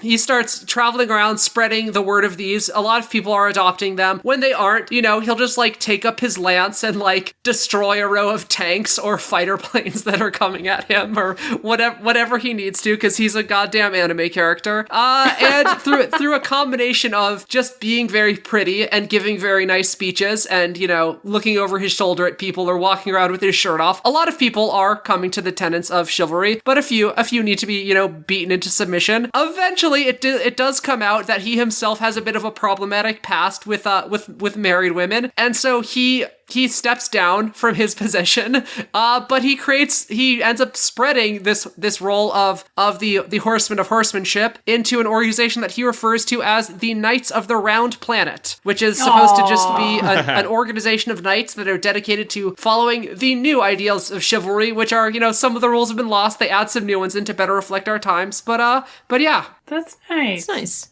Lancelot, hated by flat earthers. Yes, indeed. He specifically chose that name because that is one of the evils he is combating. All right. Miles. All this stuff about changing hearts and minds and chivalry and whatever is great. I love that the Unsullied are out there, traveling the world, planting their little trees. Swamp Thing was basically a god before now. And with the addition of the horseman powers, he is going to transform into the Horseman of Revenge and Rebirth.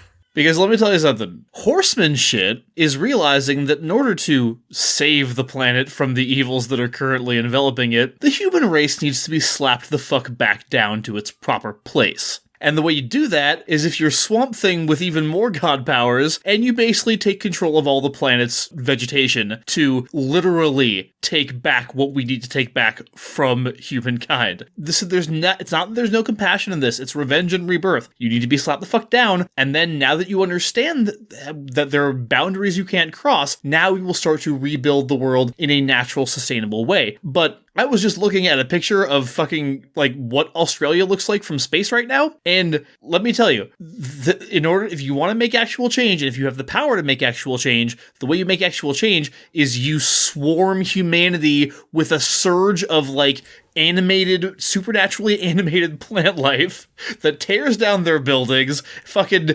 reduces their civilization to something that it was before. It's something that they can actually build in a sustainable way. Might have to go pretty far back, but you know what? That's how we do. That's the revenge part. All right? So, yeah, that's what Swamp Thing is going to do. He is going to tell humanity to fucking step the fuck back down and do not rise above your proper place again, species that we hate. And now that that's happened, we can repair the planet. We can start to heal the oceans. We can start to repair the ozone layer. We can start to repair carbon emissions. Swamp Thing has access to the way, not just all of the world's plants, but the way that plants works. He can begin to make these changes if given the license to do so, and that is exactly what he's just been given. Oof. Go Swamp Thing. And Bub. So, Shadowfax. Oh, right. Shadowfax doesn't ride a horse. Shadowfax uses 2 horses and is drawn in a chariot by these 2 other horses. Oh my god. Yeah, it's like sort of, I don't know, like a Roman emperor coming, except it's a horse being drawn here. And the thing that Shadowfax brings to people is a fear and wonder of nature. So whenever people see Shadowfax, they are taken back to, and I think everybody has felt this, to that first time as a child that you see a horse and you go, that's sort of beautiful and also it's huge and terrifying. But I want to be near it, but I am also afraid. It sort of takes some of that inspiration from Swamp Thing about going, all right, you're not hot shit. You should be in awe of this powerful thing, but you should also like it and respect it. And so Shadowfax basically goes around, I don't know how else to say this, sort of reinvigorating the horse girl boners that we all had as children. Where you go, man, horses are great, and you just want to draw horses all day. And Shadowfax gets that. But Shadowfax, more than that, just wants people to start looking at the rest of the world with that kind of wonder. And they do. They see Shadowfax, and it's like this film has been, lifted from their eyes, and they're able to appreciate how beautiful and powerful everything else around them is and go, oh, I should be in awe of this tree. You know what? Grackles are great. And so that is what Shadowfax brings. And so people, like, as offerings to Shadowfax, people will bring him their shitty horse drawings. Because, everybody wants to draw a horse and they're real bad at it. And then Shadowfax, because Shadowfax is he's also just a horse. Like, he's a magic horse, but he's also a horse. And so what he does whenever people sort of shyly come up to him, he'll sort of look at their drawing for a moment with those big marbly eyes, and then sort of nibble on the edge of it, and then waffle their hair with his nose, and then trot off. And they're like, I have been touched by a god. That's right. You have. Waffle, waffle. For the record, do not Google horse girl boner. Oh my god. I think I'm gonna have to choose the person with the most charisma, uniqueness, nerve, and talent, and go with Miles on this one. Swamp Thing. Oh, wow. Yeah. Swamp Thing comes through for me, as I knew he would. And now, then we've got the list maker. What do you think he's got in store for us? I can think of several things. Hear me now, Smash Fiction! Oh, you shit. thought you could keep me out of this tournament simply because I've never won a match on your pathetic excuse for a podcast. But you were wrong. I, Skeletor, Overlord of Evil, have deigned to descend from my throne atop Snake Mountain to exact a very particular type of revenge on you. You see, because I was so harshly excluded from this sham of a tournament, I decided to start my own show, where I grace the witless populace of Eternia with my gardening knowledge. But that does not mean that my evil schemes have lessened in the slightest. Oh no, Eternia will be mine, but so will a lush, sustainable garden. Unfortunately, I find myself in need of some additional manpower to keep this whole thing viable. Turns out keeping a wide array of plants healthy in a hemisphere of eternal night where there is 5 times more lava than fresh water can be a bit of a challenge. A challenge that my current crop of empty-headed minions find themselves utterly bamboozled by. So I am calling upon you now to fill in the gaps that Eternia and its woefully substandard public education system left me with. So tell me, what character are you providing to me, and how will they assist me in my gardening schemes? Will they be helping me to cultivate one of my many plants and vegetables? And if so, which ones and how? Are they performing some additional non-gardening task for me, such as seizing additional lands for garden space, negotiating with seed vendors, or developing new plant strains? Are they perhaps picking up the slack left by my other minions in my war against He-Man and the forces of good so that I can pay more attention to my various herbs and flowers? Or will they simply help by assisting, in some way, on my newest scheme, Garden Plots with Skeletor, available wherever fine podcasts can be found? Liz, who are you choosing? Dave Spritz. Claire? War Greymon. Miles? Joel, Tom, and Crow. Bob? I think it's going to be the Phantom of the Opera. And Kit. All of the animal kingdom that is in Maui. Great. I'm very glad that you're leaving yourself the homeward bound for your final one. So, Liz, what's Dave Spritz doing to help out Skeletor? So luckily, Dave Spritz is a weatherman, so he will be able to forecast when Skeletor should have his greenhouse open, when it should be closed, when he should plant things. I mean, Dave Spritz is basically a farmer's almanac, so he'll be able to help Skeletor grow plants. Now, additionally, should Skeletor need something from, the store, Dave Spritz is a very good runner, and he could run and get it. That's pretty much all he does. He might come covered in food, but he'll get back. He also has a bow and arrow. Not sure how it's going to help him in this situation, but it is available for Skeletor's use. All right. Very compelling. Claire, how does War Greymon help? There is no end to the number of ways that War Greymon can be helpful in this scenario. First of all, when it comes to just making some new fields, if you look at his claws, the Draymon Destroyers, there's 3 of them, and they have like a little bit of space between them. They're actually just about the perfect size to, if you just drag him through the ground, just like make some new rows to put some plants in. Additionally, his main attack, which is Terra Force, it's not said explicitly what it is, but when he does it, it looks like he makes like a miniature sun in his hand. So if there's any days where it's cloudy and the plants aren't getting enough sun, he can just summon like a miniature sun in the sky above them to make sure they're always getting enough sunshine. He's not going to be War Greymon all the time. He's going to, de-digivolve back into Agumon every once in a while in order to rest. And during that time, he can just hang around Snake Mountain with Skeletor. And also, it's been proven that Digimon are just really good at being friends. And whatever issues you're having, they're good there to like listen and help you out and give you advice for how to become a better version of yourself. And so I'm sure that along the way, he can also just, help Skeletor with his anger problems and things like that. He can say, hey, you know what? I was angry for a while too, and when I got angry, I also turned into a giant skeletal monster version of myself. And he's like, so maybe, you know what, if we help you calm down, you can digivolve into something that's a bit more... Oh, what's that? No, that's just your face? Okay. Sorry. Never mind. Additionally, another thing that can be helping him out is that also tagging along is his boyfriend's actually recently husband, Mechagodzilla, and he can just be attacking Attorney all the time to keep He-Man busy. That's very powerful, very compelling. Miles, this is a big job. Tell me how Joel is going to handle it with the help of his robot friends.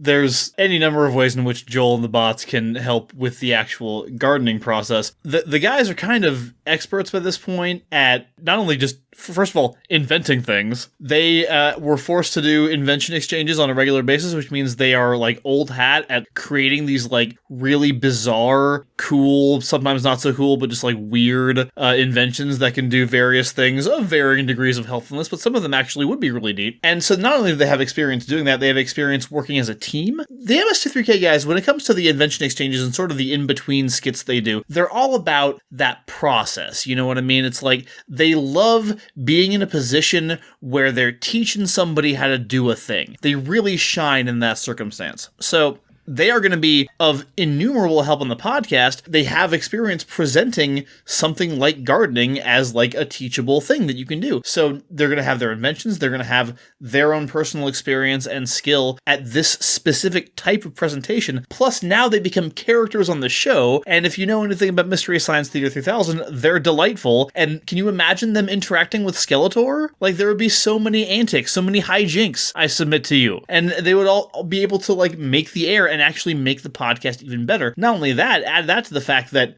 Joel and the bots have so much experience with like media in general. Like what's going to happen is that with their help, the podcast is going to get really big and Skeletor won't even need to worry about conquering Eternity anymore. He can just buy it. Like do what other people do, just like invest in Eternity's infrastructure and eventually you be the Lex Luthor of the He-Man universe. And you know what? If all of this ever seems too hard, Joel and the bots are the guys you want around if you don't want to slide into depression, if you want to keep your spirits up. I mean, we can watch, what do you want to do, Skeletor? You want to watch some old He-Man tapes and we'll just riff on him all day long? Like, we'll just, like, put He-Man on and just, like, make fun of his stupid morals and shit? Like, we can do that, buddy. We're here for you. We got your back. Because if there's one thing you can say about Joel and the bots, is that they're really good friends. You know, mostly. That's real good, Miles. I will say, I feel like there's a not insignificant chance that Skeletor may lock them in a satellite and force them to watch bad movies. But, that's good for his morale, so that's exactly. They're still helping. They can do podcast editing from there. Yeah. All right, Megan Bob, I hesitate to ask, but what is the Phantom of the Opera doing in this case? The Phantom of the Opera is haunting Snake Mountain to some extent and acting as a kind of boogeyman to all of the rest of his staff. And so, they're doing a haphazard weeding job, and Skeletor is now able to say, like, I can't do the Skeletor voice, but like, if you pull any of my seedlings instead of the weeds, I won't even have to come get you. The Phantom of Snake Mountain will come get you. And Beastman's going, that doesn't sound like fun.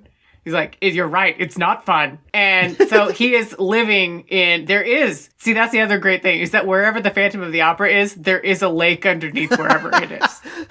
That's just the law. I don't know how he does it. He just increases the groundwater amount by just being there. Yeah, he has a secret aquifer power that is unexplored in any of the lore. But yes, he does. So there is now an aquifer underneath, in addition to the lava. And so there is now all of the water. And the Phantom of the Opera is real great at inventing shit. Like, most of it's used for creepy stalking. And let's be honest, he's doing a little bit of that. So he now has this aquifer that he can draw on for all of his watering purposes. And he has sort of a Rube Goldberg machine to bring all the water up to all of his plants. But the other thing is, it's hard. Roses are finicky. They need a lot of particular care. People trade tips on how to keep roses alive and how to get more blooms out of them and all of that stuff. And trying to grow them on a volcanic mountainside, that's next level. But the thing is that the Phantom of the Opera is obsessive about that stuff because he needs to grow those roses so he can just keep putting them on, various stuff related to Christine.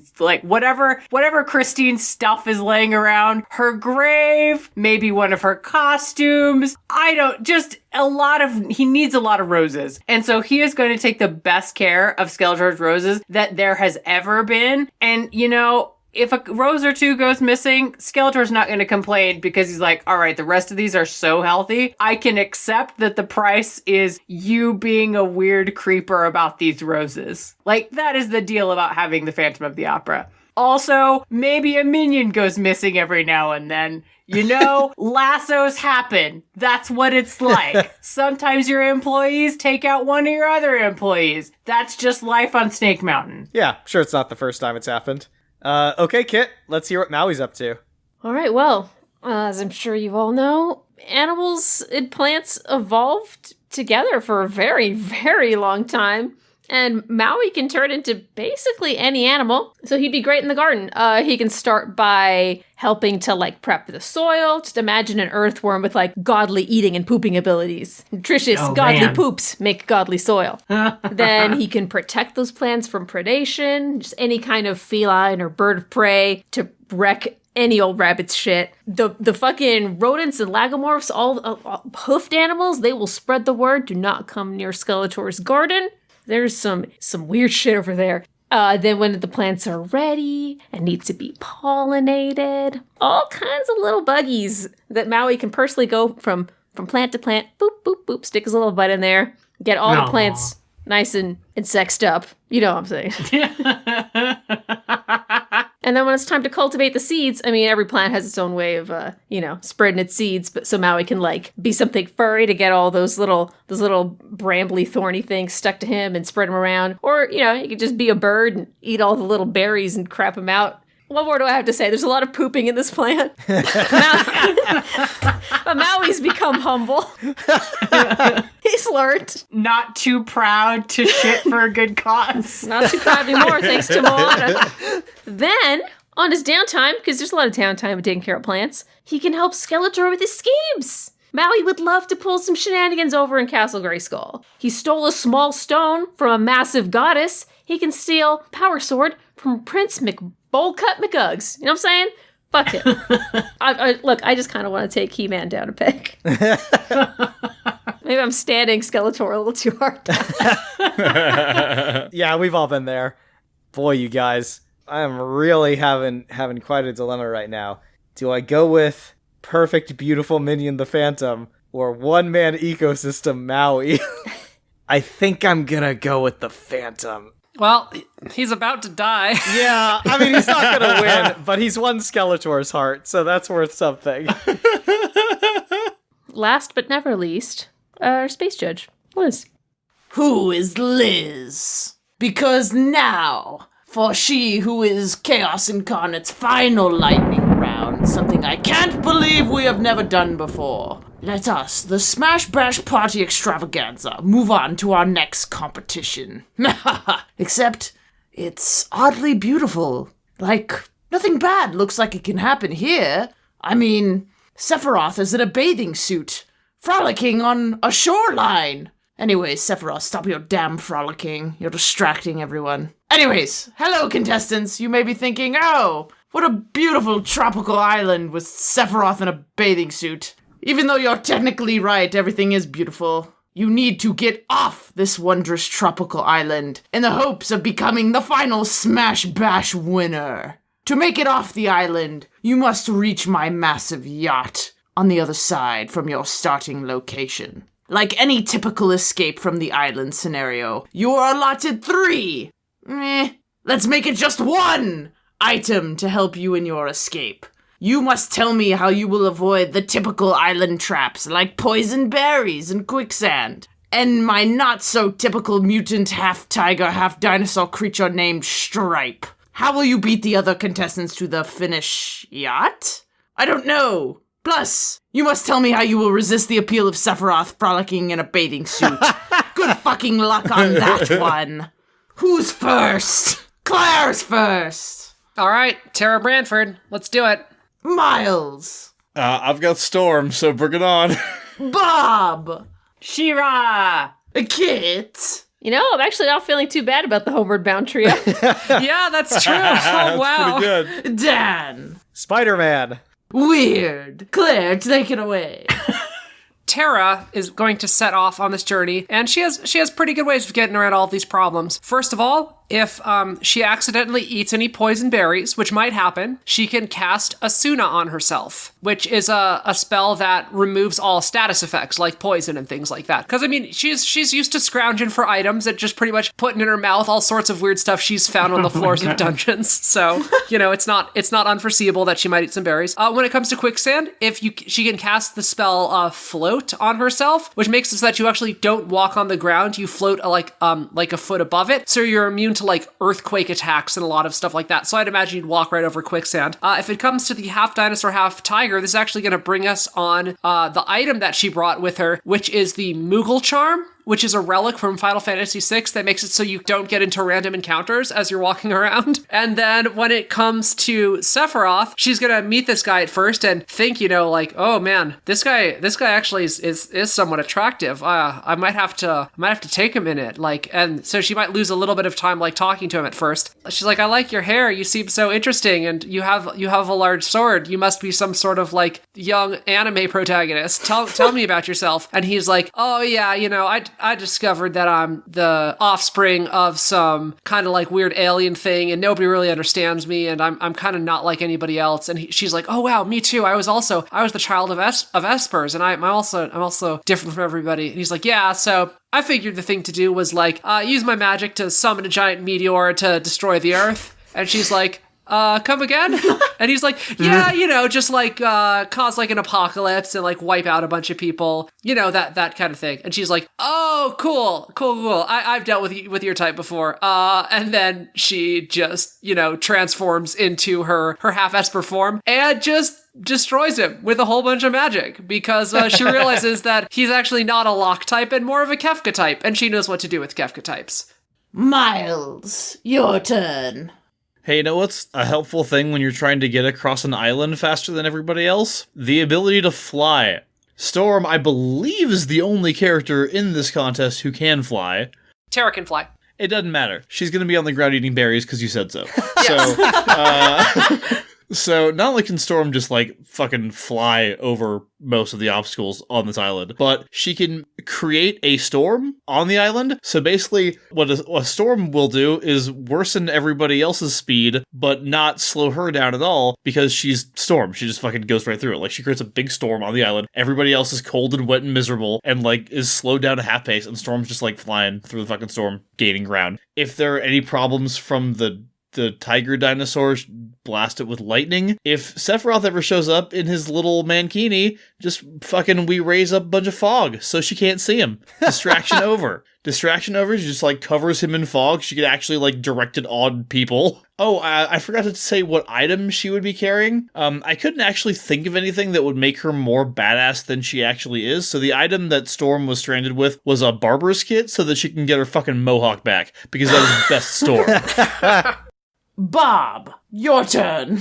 So She-Ra's on this island. You know, it's not that different from having been in the Whispering Woods and not knowing what was up. And also some of the traps and things. It's sort of reminiscent of her time in, I want to call it the Danger Room, but that's definitely not what they call it, because that's probably trademarked. But the thing the Horde does to torture children, that's very similar to the Danger Room. Yeah. You know, that part's that's not really the problem. Getting to the yacht, that's not really the problem. You know what is the problem is that now she's learned that it's better to do things with friends, and she doesn't have her friends here right now. So she looks around. All right, what does she got? She's got this guy on the beach. She's got this dinosaur tiger. Adora, you can make this work.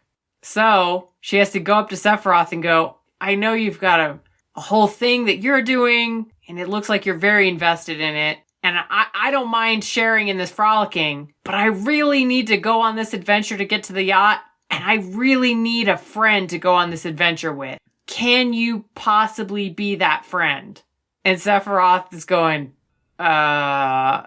But also, he's never been asked before, so he's like, no, but also somewhere inside of him, yes. He wants to have this adventure. And so he's like, all right, you know what? I'm going to tentatively come on this, but I'm going to be frolicking the whole goddamn way. You better believe it. And also being, you know, a seductive asshole. She-Ra's going, that's cool, I'm gay. So, you know, work away, friend.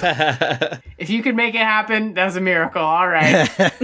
So then going to get into the forest, and Stripe is there. She-Ra remembers the first time she saw a horse and was like freaking out about that. And so it's gonna, you know, go up to Stripes and be like, hey, buddy. Hey, friend. You know what? I feel that way too sometimes. You know what makes me feel less that way? Friendship. And he's gonna give him a big old scritch behind the ears. He's gonna be like, oh, I had dry scales there. That gets so dry and itchy, and it's so hard because my arms are tiny and I can't scritch there. And so what's gonna happen is She-Ra and Sephiroth are gonna ride Stripe through the jungle and to the other side of the island, and they're going to have lots of fun adventures. They're going to very ill-advisedly have a splash fight in a quicksand pit. Don't do that, kids. Then they're going to swim to the yacht together, and then they're going to party on that yacht. And Stripe's going to wreck most of it. Kit, go! Firstly, these animals will have no problem resisting Sephiroth. Enough said. If he morphs into a dog somehow, then and only then will Chance be tempted. But otherwise, it's not going to happen. Don't worry about it. Look, getting across a dangerous landscape is literally these animals' thing. It's not called Homeward Bound, the mediocre and completely safe journey. Their animal instincts allow them to avoid getting as turned around and as hurt as a human would be. Now, Chance is kind of an idiot and loves food and would probably try to eat the poison berries, but Shadow and Sassy aren't idiots and will stop him from setting them back too much. Plus, Sassy can catch some fish and birds and small lizards to eat, because cats are tiny murder machines that have single-pointedly caused the extinction of many, many native birds. For the love of God, keep your cats indoors, people! But I digress. They're a fantastic team of animals that really look out for one another and cover each other's weaknesses. I don't think Stripe's gonna get him, because in their first film, they come in contact with a freaking mountain lion and defeat it, all without ever actually being in the same frame as it. Hey, creators of Milo and Otis, you didn't have to kill and endanger all those animals. Your sins will be judged when the end times come, okay? Anyway, when Swamp Thing, the Horseman of Salvation, comes. Anyway, what was I saying? Oh yeah, these animals are gonna win. Don't worry about it. Mr. Dan, entertain me. Oh, I will. Spider-Man is going to have no trouble traversing the jungle. He can swing around from tree to tree like they were buildings. He can slingshot himself, do the thing where he, shoots a web from each hand, anchors onto something, and then, pulls back real far until he launches himself forward. With his spider sense, he can very easily avoid any traps or danger in the jungle, and he's the only person here who can really effectively set traps that the other people might fall into, i.e. his webs. He's going to be able to climb any rock face. When he gets to the top, he can use his webs to make a hang glider and cover a whole lot of ground. He's going to be traversing this island like a pro. And it's really only until he gets within eyeshot of the yacht that he runs into trouble. Because he sees Stripe coming from one direction, this fearsome tiger dinosaur. And from behind him, he sees Sephiroth frolicking almost nakedly, sword flying about. They're both coming at him from either direction, and he realizes that he's stuck unless he thinks fast. But thankfully, thinking fast is what Spider-Man does, and he produces the one item he took with him, which is the ray that the Were-Pteranodon Sauron used in the series Spider-Man and the X-Men to transform people into dinosaurs. Spider-Man whirls around and uses the ray on Sephiroth. Sephiroth is now a frolicking, mostly naked dinosaur person. And Stripe, who is part dinosaur, is suddenly no longer interested in Spider-Man, leaving Spider-Man a very clear path to the yacht, while Stripe and Sephiroth get to know each other. Oh, okay. So, this character completely avoided one of my challenges. I can't believe I'm going to say this, but it's Homeward Bound. Oh, man! Wow. Underdog! The six-fingered lightning gauntlet has selected our 6 finalists. Shazam! T-1000, Steven Universe, Swamp Thing, Phantom of the Opera, and the Homeward Bound pets? In a blaze of divine energy, all 6 are transported across space and time to the Smash Fiction Arena. Seated in the stands are hundreds of other fictional characters. Anyone who has ever been in a Smash Fiction match, episode of Collaboratory, Surprise Party, or Shipwrecked, or who has ever appeared in Extraordinary League, is here now to witness this event. The 2 previous Smash Bash champions, Sephiroth, in a bathing suit, and Willow Rosenberg sit at opposite ends of the stadium in places of prominence before simultaneously ordering the fight to commence and to proceed until only one combatant is left standing. My dear advocates, which combatant is that? Come on, man. It's clearly gonna be Steven Universe. Okay. At the start, Swamp Thing and Shazam and the T-1000 are all gonna be fighting each other. Then, whereas the Phantom is gonna be trying his best, not doing terribly well, and the Homeward Bound pets are cowering in the corner. And Steven Universe is gonna be using his shield to make sure that those innocent people aren't getting hurt. And eventually, everyone is going to be charmed by him and be like, oh wow, he's doing such a good job protecting those people. And with the exception of the T-1000, who's still evil, but Shazam and Swamp Thing will just blow him away. But apart from that, everybody's going to be like, wow, Steven Universe, you're really cool. And that's how I'm saying it's going to do it, because he's going to defeat it with love. So y'all can say what you want, but I said my piece. I have to go with mine, T-1000. He is literally just built for killing. I don't think there's any hesitation that he will experience, whereas I think everyone else could experience some hesitation before they brutally destroy each other, whereas the T-1000 will have no second thoughts.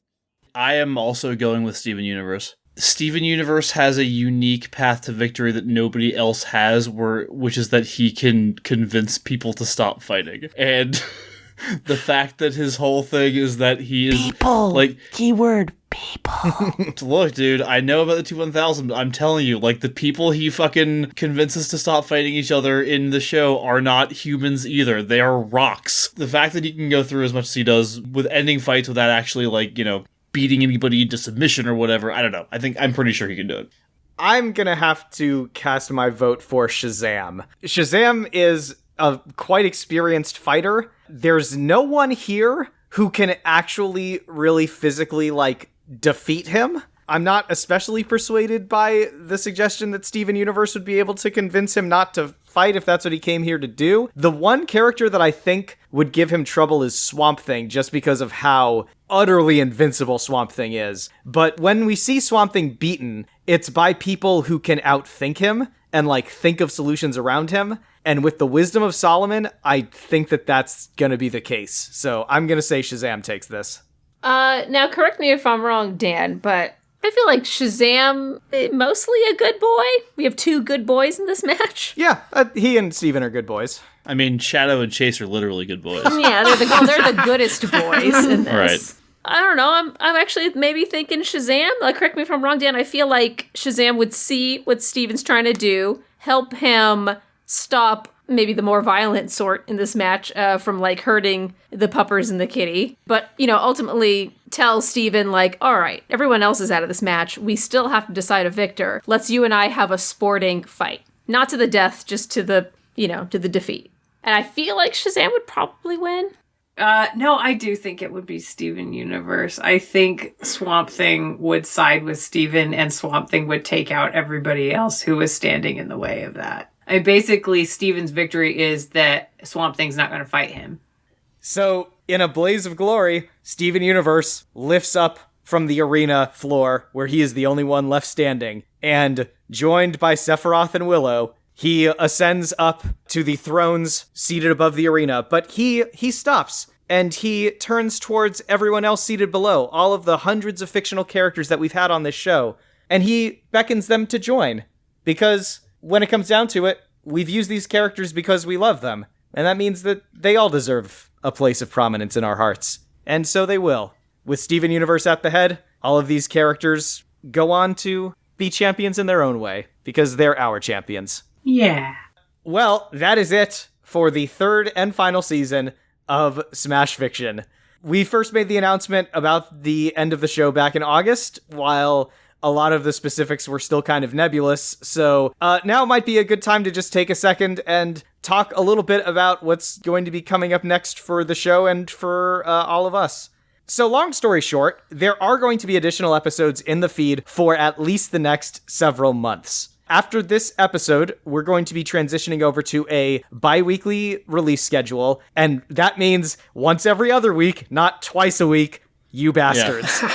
So first, if you listen to Extraordinary League, and specifically if you've listened to the most recent Extraordinary League, you know that that particular storyline has been wrapped up. However, there was a general feeling amongst the hosts that they weren't quite ready to say goodbye to that world and those characters without a little bit of closure. So there are going to be 2 additional episodes of Extraordinary League that serve as something of an epilogue to the series as a whole, where you can see where all of these characters end up and what the world looks like afterwards. And because, when you hit 49, you gotta get to 50. You can't just do 48 episodes of a podcast. It was really fucking bothering me, guys. Yeah, we saw a future in which we had 49 episodes of Extraordinary League, and we said, no, that will not stand. Yeah. So episode 49 will be dropping on Sunday, February 2nd, and episode 50 will be dropping on Sunday, March 1st. That leaves us with a week in the middle of February, but fortunately, we have something to fill the gap. Back in the summer of 2018, Miles, along with former guest hosts Sharon and Matthias, hosted a live episode of Surprise Party at, where was it that you guys did that, Miles? It was at a con. Uh-huh. I'm trying to remember what the con was called. Some Arizona-based con, I presume. It's an anime convention, anime con, yeah. We have a live episode of Surprise Party from a con. It will be very clear when that episode drops. So yeah, we have the audio from that show. So that'll be dropping as a little retro episode for all of you to enjoy in the middle of February. So you'll have some League, and then some Surprise Party, and then some more League. But that is not all. As you probably know, because we talk about it pretty much all the time on this show, we have a Patreon page. The plan right now is to close that down in the next couple of weeks so that our wonderful and generous patrons don't keep getting charged for content that we are no longer creating. We talked amongst ourselves about what we wanted to do with all of the bonus content that we created for Patreon.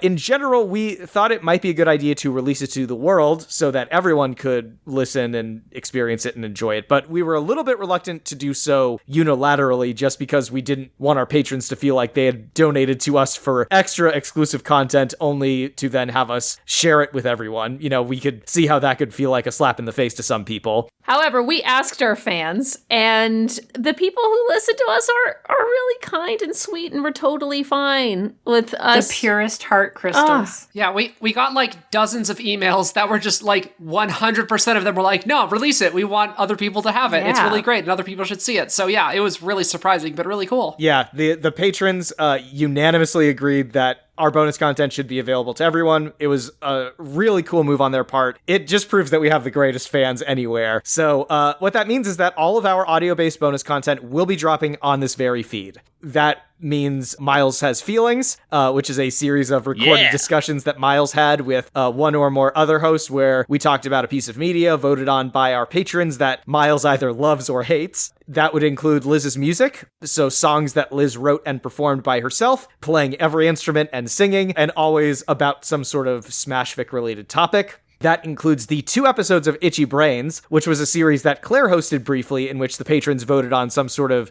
narrative or thematic topic that Claire and several other hosts then chatted about as it sort of appeared or applied over multiple fictional stories. And then it also includes the bonus episodes of Extraordinary League that I ran, in which the other hosts play new characters voted on by the patrons. So all of that audio is going to be releasing in this feed every other week for basically as long as we have stuff to release. Y'all should be real excited about the bonus episodes of Extraordinary League that are coming out. Like, for instance, if you liked our April Fool's Candyland one, it's that caliber of nonsense. Just a bunch of dumb stuff where we play different one-off characters in like one-off alternate league cells on other sorts of missions, and they actually end up telling a kind of interesting story together by the end of it. So yeah, it's all good content. Like really, I've been really pleased with all the bonus content that people have put out. Absolutely. But not all of it is audio. There's some bonus content that is not going to be releasing in this feed. This would include Megan Bob's fanfics, the artwork that both Kit and Claire did, and also my DM screen series, which are my annotated GM notes from sessions of Extraordinary League. We plan on making all of those available as well. Do you guys want to say where our listeners can find that bonus content? Is that a decision that you have come to at this point?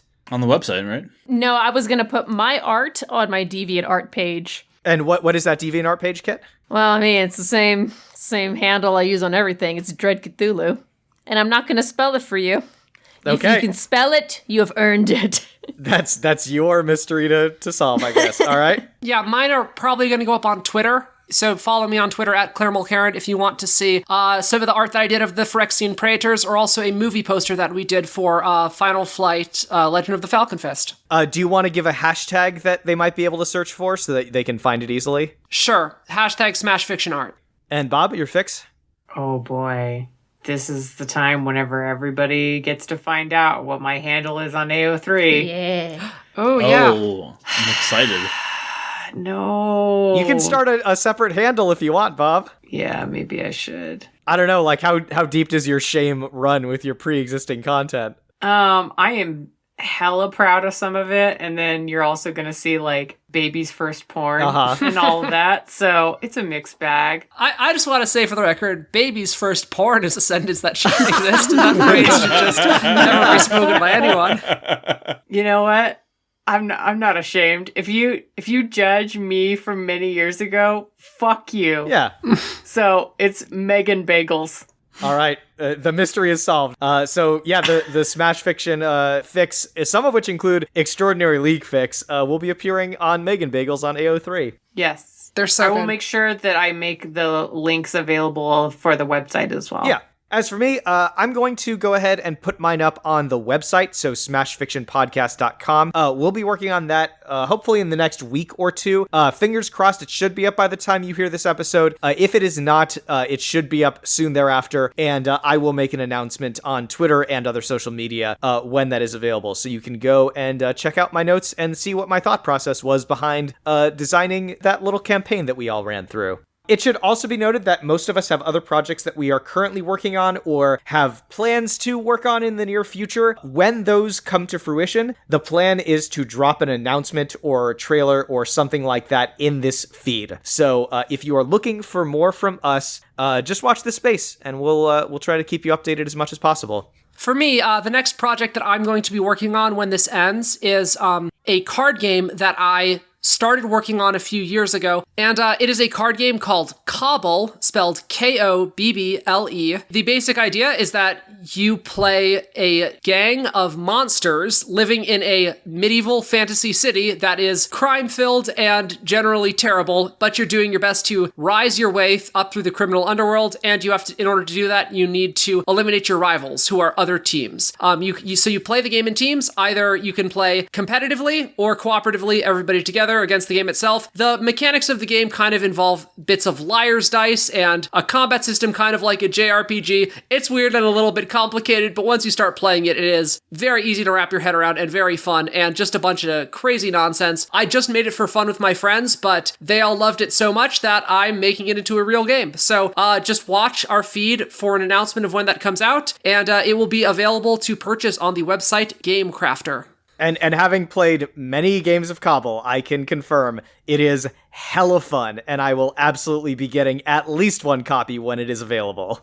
Yeah, and if if you're not already listening to the spin-off podcasts, to the other podcasts that we're doing that already exist. Sibling podcasts, yeah. The Next Wrestling Fan and Garden Plots with Skeletor are both available right now. And I just want to say, this is kind of like the last official episode of Smash Fiction. We have a couple of League episodes coming up. This show has been really meaningful to me. It's been incredible getting to work creatively with people that I not only enjoy working with, but also respect and care about really deeply on something that I ended up caring about really deeply. It's been really great getting to get to know the fan base and seeing their reactions to the things we do. I've always been a really passionate GM and RPG storyteller, but getting an audience for a game that I ran was new, and it was incredible because of the audience.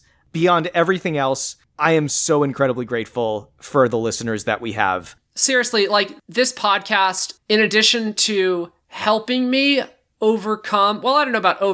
make some progress towards getting better about some of my issues with executive dysfunction and time management and just being able to focus and work on stuff creatively, has been immensely helpful. My current job that I have writing for the website Looper, doing entertainment journalism and stuff, I would not be able to crank out articles as quickly as I can now if it was not for having to crank out arguments for Smash Fiction on a regular basis. Turns out writing a short comedic monologue every week about a pop culture topic is really great practice for writing, short comedy pop culture articles for a website. And also just the friends that we've made, the connections, and just all of you, I feel like spending time with you as part of this has hopefully not only made me better at like being an artist and writing and stuff like that, but I also feel like my time with all of you and having to work with all of you is hopefully making me a better person. Like, honestly, especially just like being around Meg and Bob all this time is just, right? I feel like making me nicer by association. What? Like, I feel like I just try to carry a little Meg and Bob along with me, and I just feel like I'm just gaining some more hope for humanity in general, just spending time around you, Bob, and all of you for that record. Yeah, I relate to that. We had to write a joke Dan had to write a joke into the intro for this about how I wasn't the curmudgeon anymore. I can't even imagine. When we first started this podcast, it was 2015, and I was living in another state, and I wasn't married, and I didn't have a kid, and I hated things a lot more. And I don't know. This podcast is like a weird documentation of where we've all been this whole time, and I don't know. I feel a lot of there's so much of ourselves in the show that you can weirdly tell a lot of where we all are at in our lives if you go through and listen to it. And it's because of that, it's so much more than just a podcast for all the reasons that Dan and Claire mentioned. It's been a part of my life for 4.5 years. It's been the major creative focus in my life for most of that time. I can't tell you how grateful I am that we actually did it, and how grateful I have been to get to know all of you better. And I mean, most of you I had never met before, or only met once before we started the show. So you guys are like some of the best friends that I have, and I love all of you, and I'm going to miss doing this with you. I really hope we can do more things together in time, because I'm not ready for that part of it to be over yet. And, you know, and everybody listening, like, who made this happen and who gave us your support and wrote us all your emails and gave us money, for Christ's sake. You've been just such an amazing community. You become such an amazing community online. And I just can't say enough about everything that the show has meant. And while part of me is very, very happy that it's ending, another part of me is really going to miss it. The biggest part of me is just really, really grateful, and just I look back at what we did together, and it just feels fucking monumental, and I'm really proud of it. So thank you guys for like building this with me. I think this show made me rethink who I am. I think I just thought that I was trying to be nice, and that the world wasn't going to accept that, and that I just had to try and do the best I could. And that was hard, very hard, and sad a lot of the time. And to do this show and to have the choice to be kinder and to try and do things in cooperative ways or subversive ways, be supported, made me feel better about how I live my life and who I try to be. And to have other people go, oh, I also like trying to be kind. That I don't know, that made me go, oh, I'm not alone. And that's such a beautiful relief. And especially to have the fan faction. I don't know, have you guys been on the internet lately? It's rough out there. Yeah. And then to build the fan faction with all of you, and to have that community where it's just this island of, you know, love and support. And it's like being in the nicest living room in the universe. All the couches are soft and broken in, and everything is beautiful, and nobody has to wear shoes. It's great. And then, I don't know, to be accepted, to like, I don't know, I came into this podcast going like, I don't know, I can write a funny thing now and then, but like, we'll see. And then to be accepted by you guys was such a big deal. I appreciate it hugely, and I don't know, this changed the course of my life in some weird ways. Like, I'm doing 2 other podcasts now, and the me of 3 years ago would have gone, okay, I kind of know what a podcast is. That's cool. Can I say, Bob, going back and listening to like old episodes of the show, like from the first like year or whatever, like it's so weird that you're not there. It's fucking bizarre, because you are like so much a part of it now, and I can't even imagine like how we did it without you. Sorry, I shouldn't make like little dog whine noises. Those don't make good audio, but like the dog whines are from my heart. I'm not good at the heartfelt speeches thing, but I will say I always looked up to the community that John and Hank Green built, which they called Nerdfighteria. It was like filled with these kind, thoughtful people. And when we started to get you guys talking to us and really showing that there were kind, thoughtful geeks out there that were fighting against this toxic geek culture thing. And then we started the fan faction, and it was true. It was all true. It just meant so much to me that we could have that little dream that I had, that I could be part of this awesome, geeky, kind, thoughtful community. And you guys are truly the reason that I've stuck with it so long. I love talking to you guys, and I guess you hosts are pretty okay too. Aw, thanks. Aw, thanks. For shitty humans, we're alright. Yeah. Okay, so I'll try my hand at this. Close it out, Space Judge. If you would have told me that me, Dan, and Kit sitting in my living room 4.5, 5 years ago would produce this, I wouldn't have believed you. It is incredible. You probably would have run away. Probably. It is incredible how you all have produced such wonderful content and have just been so much fun to talk with and yell at and argue with and come up with absolutely batshit insane scenarios and stuff. I don't know. Everyone on this podcast is insanely creative and inventive.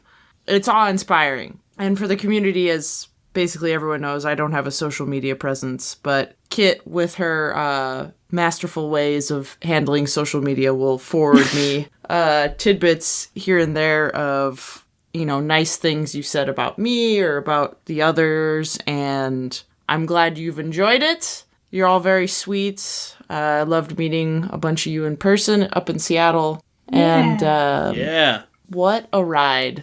Well said. Also, quick shout out to everybody who also guest hosted on this show, too. For sure. Oh, yeah. Because, holy shit. Definitely. I can't believe you guys did that. Yeah, we had some incredible talent on here, and we've been really lucky in that regard, too. This has become the 4th anniversary round 2. It has been. Yeah, well, So much love. We just had to just pour it over into this one. I'm also going to shout out my wife because lots of our episodes would not have been released on time without her Aw, efforts. So yeah. thank you, Sharon.